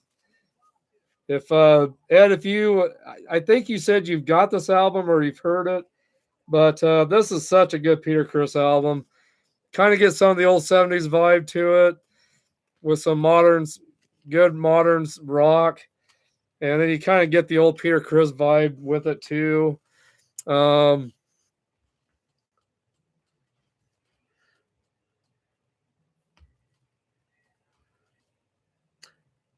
Yeah, so far the new job is good. Just doing a lot of workshops or a lot of training, a lot of classes, a lot of tests. I think I've done over this last week, Ed. I think I've done probably 30 to 40 tests I've done so far. It's just been crazy how many tests I've had to take and how many classes I've had to take. I've got another week still of more training and everything. So, but anyway, so far so good. In the beginning of this podcast tonight, I did discuss all the latest what's going on with my work. So check it out once this is up on YouTube. Recently got a hold of Striper Telt the amps. It's a live acoustic show. This has the Blu-ray and CD. Live from Spirit House, which is the recording studio where they do majority of all their recordings now for all their studio albums.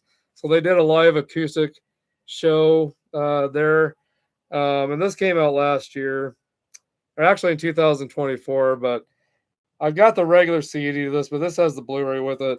Haven't had a chance to listen to watch the Blu-ray yet, but from what I've seen so far and listened to, really good. So there's the back of it. You Know What to Do, Soldiers Under Command, No More Hell to Pay, which is terrific song. Making Mine Loud and Clear, Lady.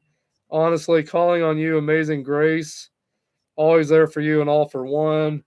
Of course, I got this right around Christmas time. Their first full-length Christmas album, The Greatest Gift of All. I wasn't sure if this was like going to be traditional Christmas music or if it was going to be Striper style music, and it's Striper style music. Definitely heavy, and definitely that Striper sound when they sing these Christmas songs. And some of these songs they wrote themselves. They've got some songs that they do covers with, but a lot of the songs on here they wrote. So I definitely recommend it. And this came out right around Christmas time last year. Nazareth. I finally got a hold of this album. Hair of the Dog. Oh my gosh, what a great album this is. I wish I would have gotten it a lot sooner. I've always had the song Hair of the Dog and Love Hurts downloaded on my phone. But this whole album is really good. Good hard rock, edgy kind of music. And no fillers on it at all. Just really, really good. Really good music. Really good. So check out that album if you've never heard it. And love the Scorpions.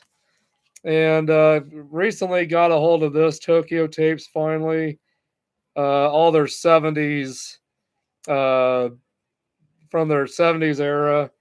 A lot of great songs on this. Some of their photos on the inside, just they look so different back in the 70s. But all their music is really good from that time. And I finally got a hold of that. Got Scorpions Unplugged from MTV Unplugged in Athens. This came out. Oh gosh, when did this come out? Well, it came out a while back. I can tell you that. 2018. This came out. Sting in the Tail, Can't Live Without You, The Best Is Yet to Come, Dancing with the Moonlight, Delicate Dance, Love Is the Answer, Follow Your Heart, Send Me an Angel, Where the River Flows, Rock You Like a Hurricane, Rock and Roll Band, Blackout, Still Loving You, Big City Nights, Wind of Change and No One Like You. Mom, you would probably really like this album. So try to find that on YouTube, maybe. Scorpions MTV Unplugged in Athens. I bet you would love that concert. And the Scorpions' recent live album, 60 Years Coming Home Live. And this is a terrific show. Oh my gosh. Well, there's no DVD with this. It's all audio, but there's so many great songs on this. Too many songs to mention that are great on this. But if you've never listened to Scorpion 60 Years Coming Home Live, you got to check that out. And of course, I got the brand new Megadeth, which is #1 on the top 200 Billboard charts right now, which is just self-titled. But anyway, the new Megadeth. And of course, I had to get the vinyl. So I got the Target exclusive vinyl. Good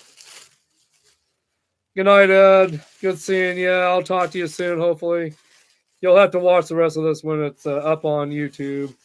I know it's late, and I know our time zones are way different there, so I understand. But anyway, got the new Megadeth Target exclusive also. And again, this is #1 on the top 200 Billboard charts. I will be doing a unboxing podcast with that pretty soon.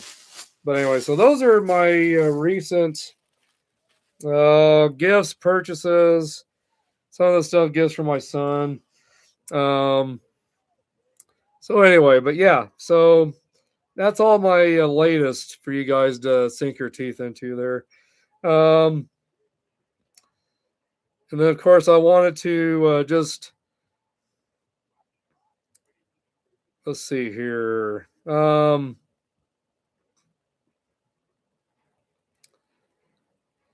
Let you guys know that there's a new box set coming out with Heaven and Hell that which is originally called Black Sabbath, the band Black Sabbath, Ronnie James Dio.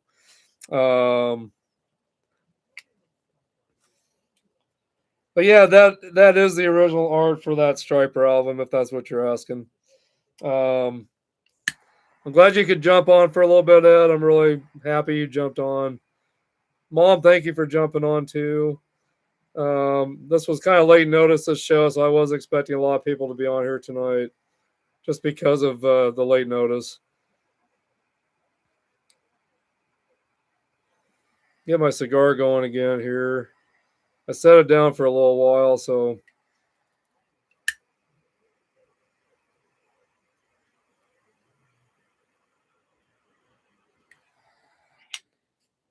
it's been a good cigar tonight.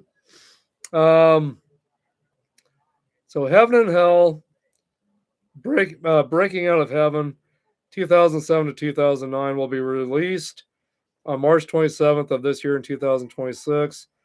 This deluxe box set is a full discography. The third act from Ronnie James Dio, Tony Iommi, Geezer Butler, and Vinny Appice. Watch a new HD upgrade of the video for Bible Black and pre-order. So if you go to heavenandhell.com, you can pre-order this this box set. Of course, that's not the actual original cover to the box set, but yeah, Heaven and Hell with Ronnie James Dio. So make sure you guys check that out. And my buddy Jacob Lee, I wish he could have been here tonight, but he's the one that kind of let me know about this coming out. So I thought I'd pass it on to you guys.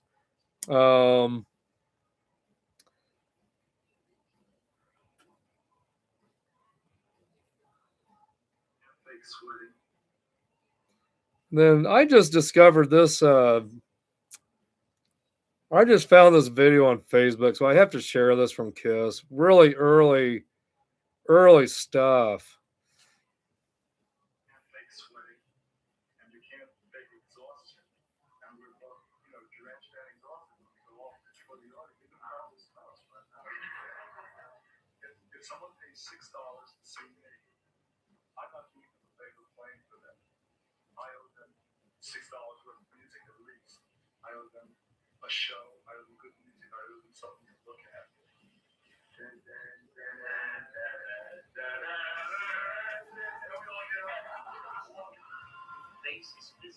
You guys probably can't hear the audio on that, I'm guessing, but that was from, gosh, I think from 1973, early 1974 when they first started touring.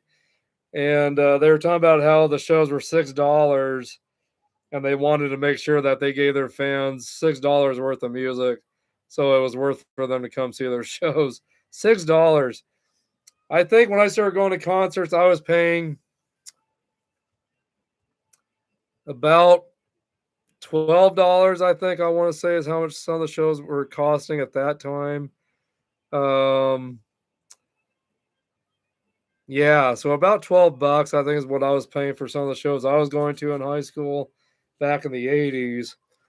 So it's just crazy that in the early 70s, $6 to go see a concert. I think back thinking, gosh, if I had gotten to see Led Zeppelin or Aerosmith in the early days, of course Kiss as well, I'd have only paid $6 at the time, probably. That's just wild to think about. So anyway, times have changed so much. Now you pay up to $1,000 for a ticket, depending on who you're seeing. So it's just crazy. Some of the shows I've paid for, the most I think I've paid for is about $250, which is not front row seats. It's about halfway up, halfway on the side of the arena, half like in the lower balcony. So tickets are very expensive anymore. They really are. So I wish we could go back in time and pay that kind of money again for concerts. Yeah, let's see here. I wanted to see what else is in metal news right now. But again, yeah, Megadeth's new album is #1 on the 200 Billboard charts. Their first #1 album and their final album, because they are retiring and they're doing their final tour.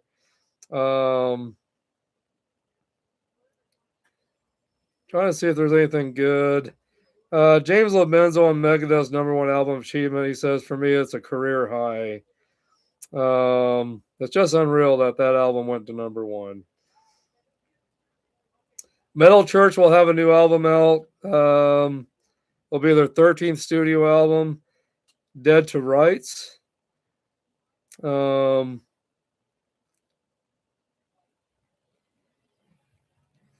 Yeah, if Cliff Burton was alive, wow, we got some Striper on Headbangers Ball from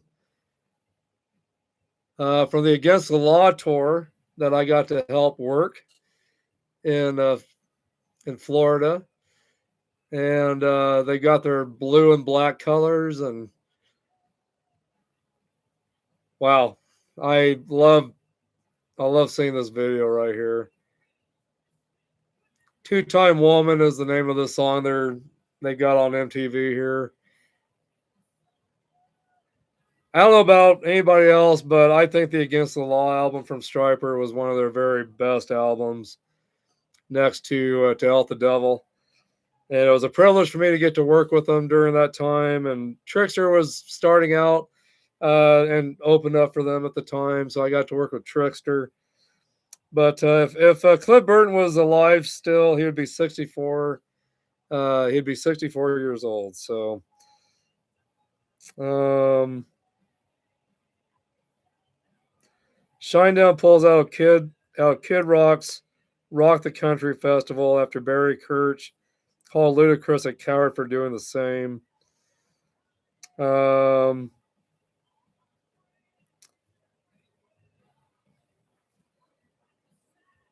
let's see here. George Lynch on Don Dock, and he has the same exact personality traits and character as Donald Trump, except Trump's a better singer. George Lynch on Don Dock, and ex-Morbid Angel drummer Pete Sandoval says he has finally been properly diagnosed as autistic. It explains so much, huh?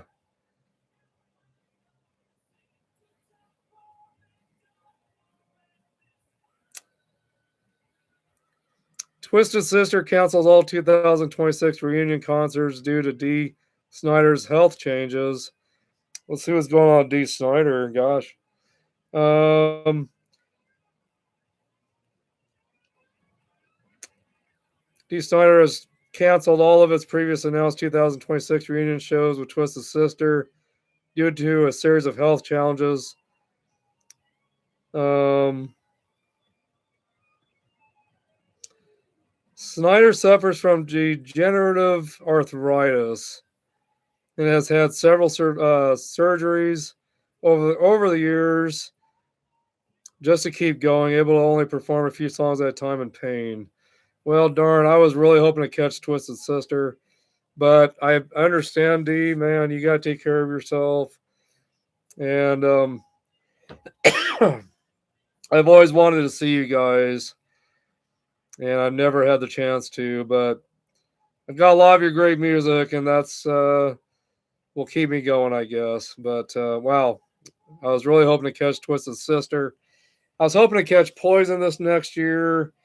They canceled all their tour. They canceled their tour because of Bret Michael asking for so much money to do it.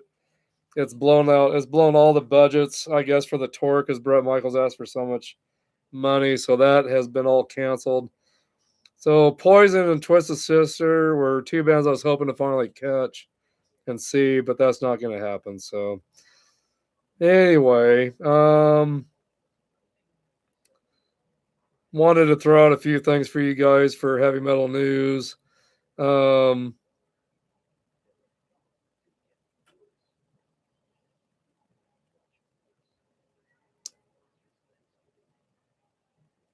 Zach Wild on possibility of recording new Pantera music based on Dimebag's riff ideas. That's all up to Philip and Anselmo and Rex Brown. Ghost Device Forge on performing Bohemian Rhapsody for members of Queen. It was a lot to think about. Let's see here. When did he do this? In a new interview, Tom Power, host of Q on Canada's CBC Radio 1, Ghost Mastermind Tobias Forge spoke about the experience of performing the Queen classic Bohemian Rhapsody at last year's Polar Music Prize. The ceremony, which honored the legendary rock band Queen, American jazz great Herbie Hancock, and Canadian soprano and conductor Barbara Hannigan, was held in May 2025 at the Grand Hotel in Stockholm, Sweden.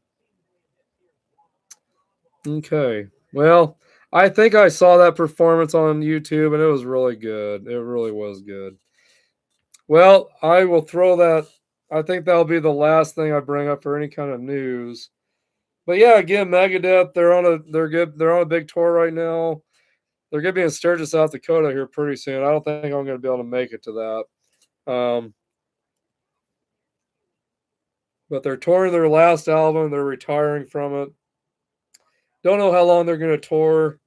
on that album, but I hope to catch them somewhere along the way before they call it quits. Megadeth is another band I've really wanted to see, so I hope to catch them. I really do. Anyway, guys, we have hit midnight. We have done it. We are at the midnight hour. Um, and I've really enjoyed this time tonight with you guys, kind of showing off some of my albums that are fairly new. Gifts from my son, just new discoveries through my son with this band Spite. Discovering Night Demon a couple years ago when I saw them in Denver opening up for King Diamond and Overkill, and discussing my top 15, 16 albums, well, maybe 17 uh, albums that have a 40th anniversary this year from 1986. Got some Slayer on TV with Headbangers Ball. A lot of great stuff on Headbangers Ball tonight. I feel like I'm back in time. And again, I've been watching the stuff from 1986. Well, not necessarily. There's been songs on here from 1986, but they just played Striper, Two-Time Woman from 1990. So it's not completely from 1986, but some of the stuff, a lot of the stuff I've been watching is from 1986.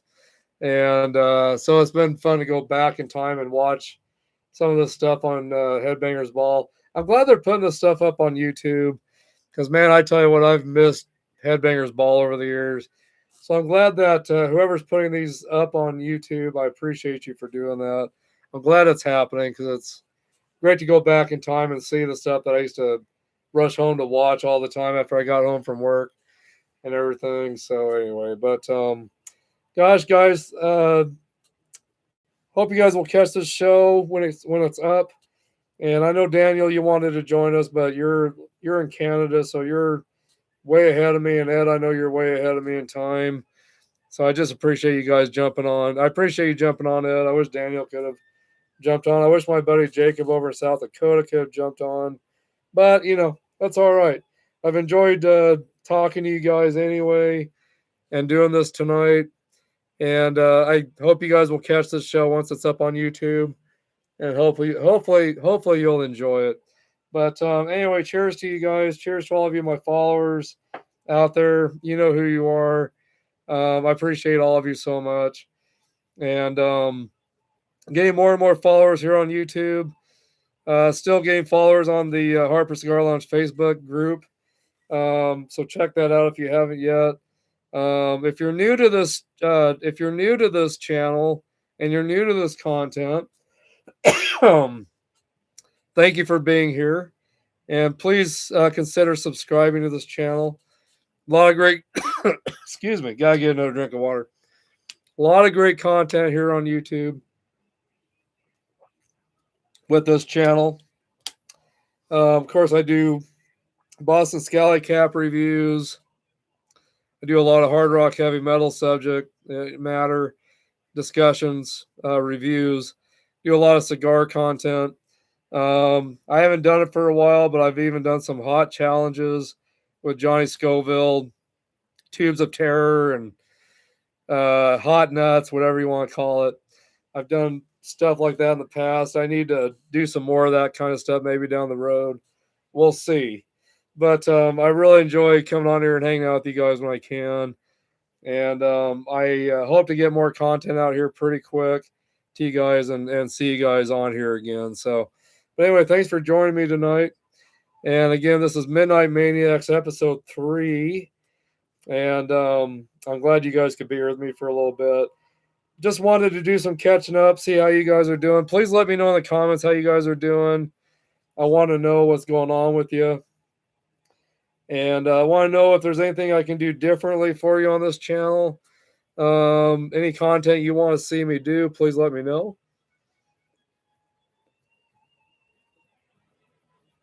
Any bands you want me to discuss, any cigars you want me to discuss, let me know. If you were one that was around in 1986 and you were old enough to go to parties and go to concerts and listen to a lot of metal, hard rock music, or whatever music you enjoyed at the time. Let me know in the comments what that was. Let me know what your experience was in the 80s. I just know I took full advantage of the 80s when I was in the 80s. I was born in 1970, so I got to really enjoy half of the 70s with the music that was coming out at that time. And then once the 80s hit, I just went nuts. Of course, I discovered Kiss in the 70s and really started liking hard rock metal kind of music in the 70s. But then once the 80s hit, I really started getting into a lot of different bands and a lot of stuff. And I took full advantage of the 80s.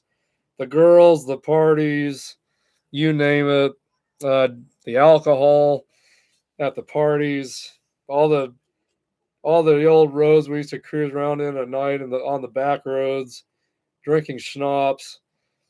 Yeah, going to parties, going to concerts. Um, I never really skipped school. I'll admit my senior year I did skip a couple things to go drink a little bit with some of my classmates at some party somewhere during the day. I took full advantage of the 80s. I really did. I'm glad I survived it. I'm glad I'm still here to look back on the memories of the 80s and to be able to discuss some of that.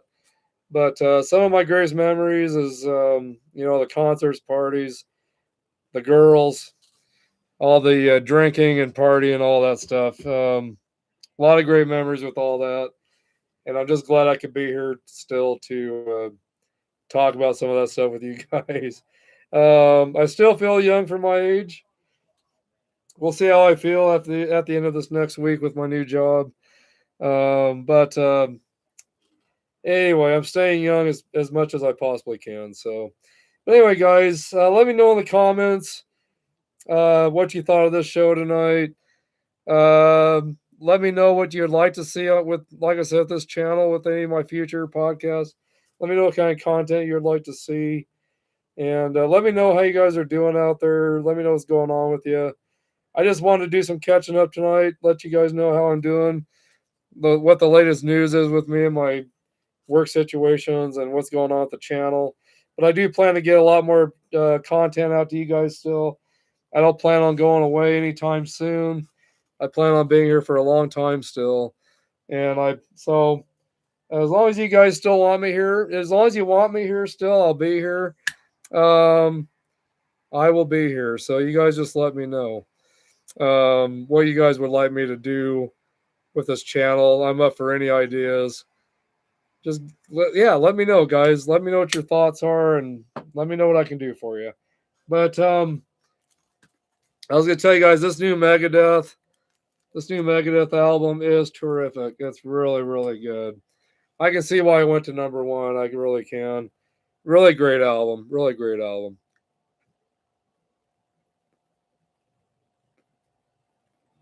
But anyway, Cigar's doing good still. Again, this is the Perdomo 6x60 Gordo bourbon barrel aged, sun grown cigar. And a lot of great taste notes of, it's got some spice. It's got some caramel, kind of caramel taste to it. Some nuts, cedar, leather. And just got some nice spice and some bourbon, some nice bourbon kind of taste to it as well. And this was the very first cigar I smoked when I started this channel. That's why I'm smoking this tonight. Very first cigar I smoked on my very first podcast 3 years ago, January 19th of 2023. First cigar I ever smoked. And I thought in memory of that tonight I would smoke this. And it's doing great again. It's got a nice even burn line. I have had to relight it a couple times just because I've been talking too much. But the construction's great. The The draw is great on it, and just beautiful cigar band. I already took the foot band off, of course, but there's the foot band right there. But anyway, just a terrific cigar. I'm definitely going to rate this probably at least a 9 out of 10. I had to do one touch up also on it, but nothing major. You really cannot go wrong with a Perdomo cigar, that's for sure. And it's been going great with my rum tonight. And again, I've been drinking the Captain Morgan livestock or private stock. I'm sorry, Captain Morgan private stock rum. Really good rum. I'm really happy with that again. It's a rum I've enjoyed over the years quite a bit. But I'm drinking very little because I'm trying to lose weight. So I don't want to drink too much tonight. But I wanted to have enough to have a little bit of a drink with you and to tell you cheers and that I appreciate you guys for all that you do for me here, for keeping me here, for all your support to me that you've given me over the years. And you guys are the best. I really, really appreciate you guys. Thanks for hanging in there with me and for being a part of all this. I'm still not used to being without my beard. I hate the way I look without it. Hopefully, when I lose more weight, my face will be a little more thinner looking. I've gained a little bit of weight in my face over the years, I can tell. So anyway, gotta get rid of that. So anyway, I'm gonna keep working hard to get some weight down. With my new job, I don't really have any time to eat very much. I'll only have time to eat once during the day, and so that's going to really help me a lot to get some weight down. But I've already lost 11 pounds since I've been away from the store, and so I'm grateful for that at least. But anyway, guys, keep me in your thoughts and prayers with this new job situation I've got. It's a whole different world. Like I said, 30 plus years I've been in the grocery business, and now I'm in the waste business with Clean Harbors is the name of the company. So anyway, it's a whole new world for me, but it's going to be good. It's going to be good, I feel, in the end. And yeah, so anyway, guys, again, thanks for joining me tonight. I hope you guys are getting in some great cigars and getting some great music to listen to. And you guys, let me know what you think of this channel. If you're new, let me know what I can do for you again. And if you're new to this channel, please hit that, subscribe, hit the like, leave me some questions, comments, and feedback. Share this content with everybody you know, and get the word out about this channel. But a lot of great content here. Make sure you guys go through some of my back content that I've done in the past and check it out. And I got a lot planned for this channel still. Once I get my new work situation straightened out and everything with that, I'll be able to start scheduling my podcasts regularly again the way I want to. So anyway, that's it for me tonight, everybody. This is Troy Harper from Harper Cigar Lounge. My voice is a little hoarse at the moment again. Troy Harper from Harper Cigar Lounge with Midnight Maniacs. You guys are my Midnight Maniacs tonight. And we're maniacs for just staying up this late, I guess, and for hanging on this long. So I started this at 10 p.m. It's now 12:13 a.m. So 2 hours and almost 15 minutes with the show tonight. So anyway, guys, I hope you'll enjoy the show once it's up. Check it out. You guys might have to watch part of it and then watch the other part later, maybe, depending on what you got going on with yourselves. But anyway, I appreciate you guys checking in with me tonight, hanging out. But again, my number one album for 1986, 40th anniversary of the Striper to Help the Devil album. My number one pick. And my other number one pick from 1986, Metallica Master of Puppets. Both 40th anniversary albums. And my two number one picks from 1986 for tonight So I had to do these both at number one. I couldn't. I couldn't choose one or the other. So I put them both at number one. And then my honorable mention, Journey Raised on Radio from 1986 as well. So anyway, guys, that's it for me tonight. And I hope you guys have enjoyed this time with me. And thanks for hanging out. And I appreciate you guys very much. And I'll see you guys later. So anyway, keep rocking, keep smoking. And all of you guys that support me, again, thank you. And I'll see you guys soon. I'll see you guys soon. Hang loose. Keep rocking. I'll see you guys soon. Bye-bye now.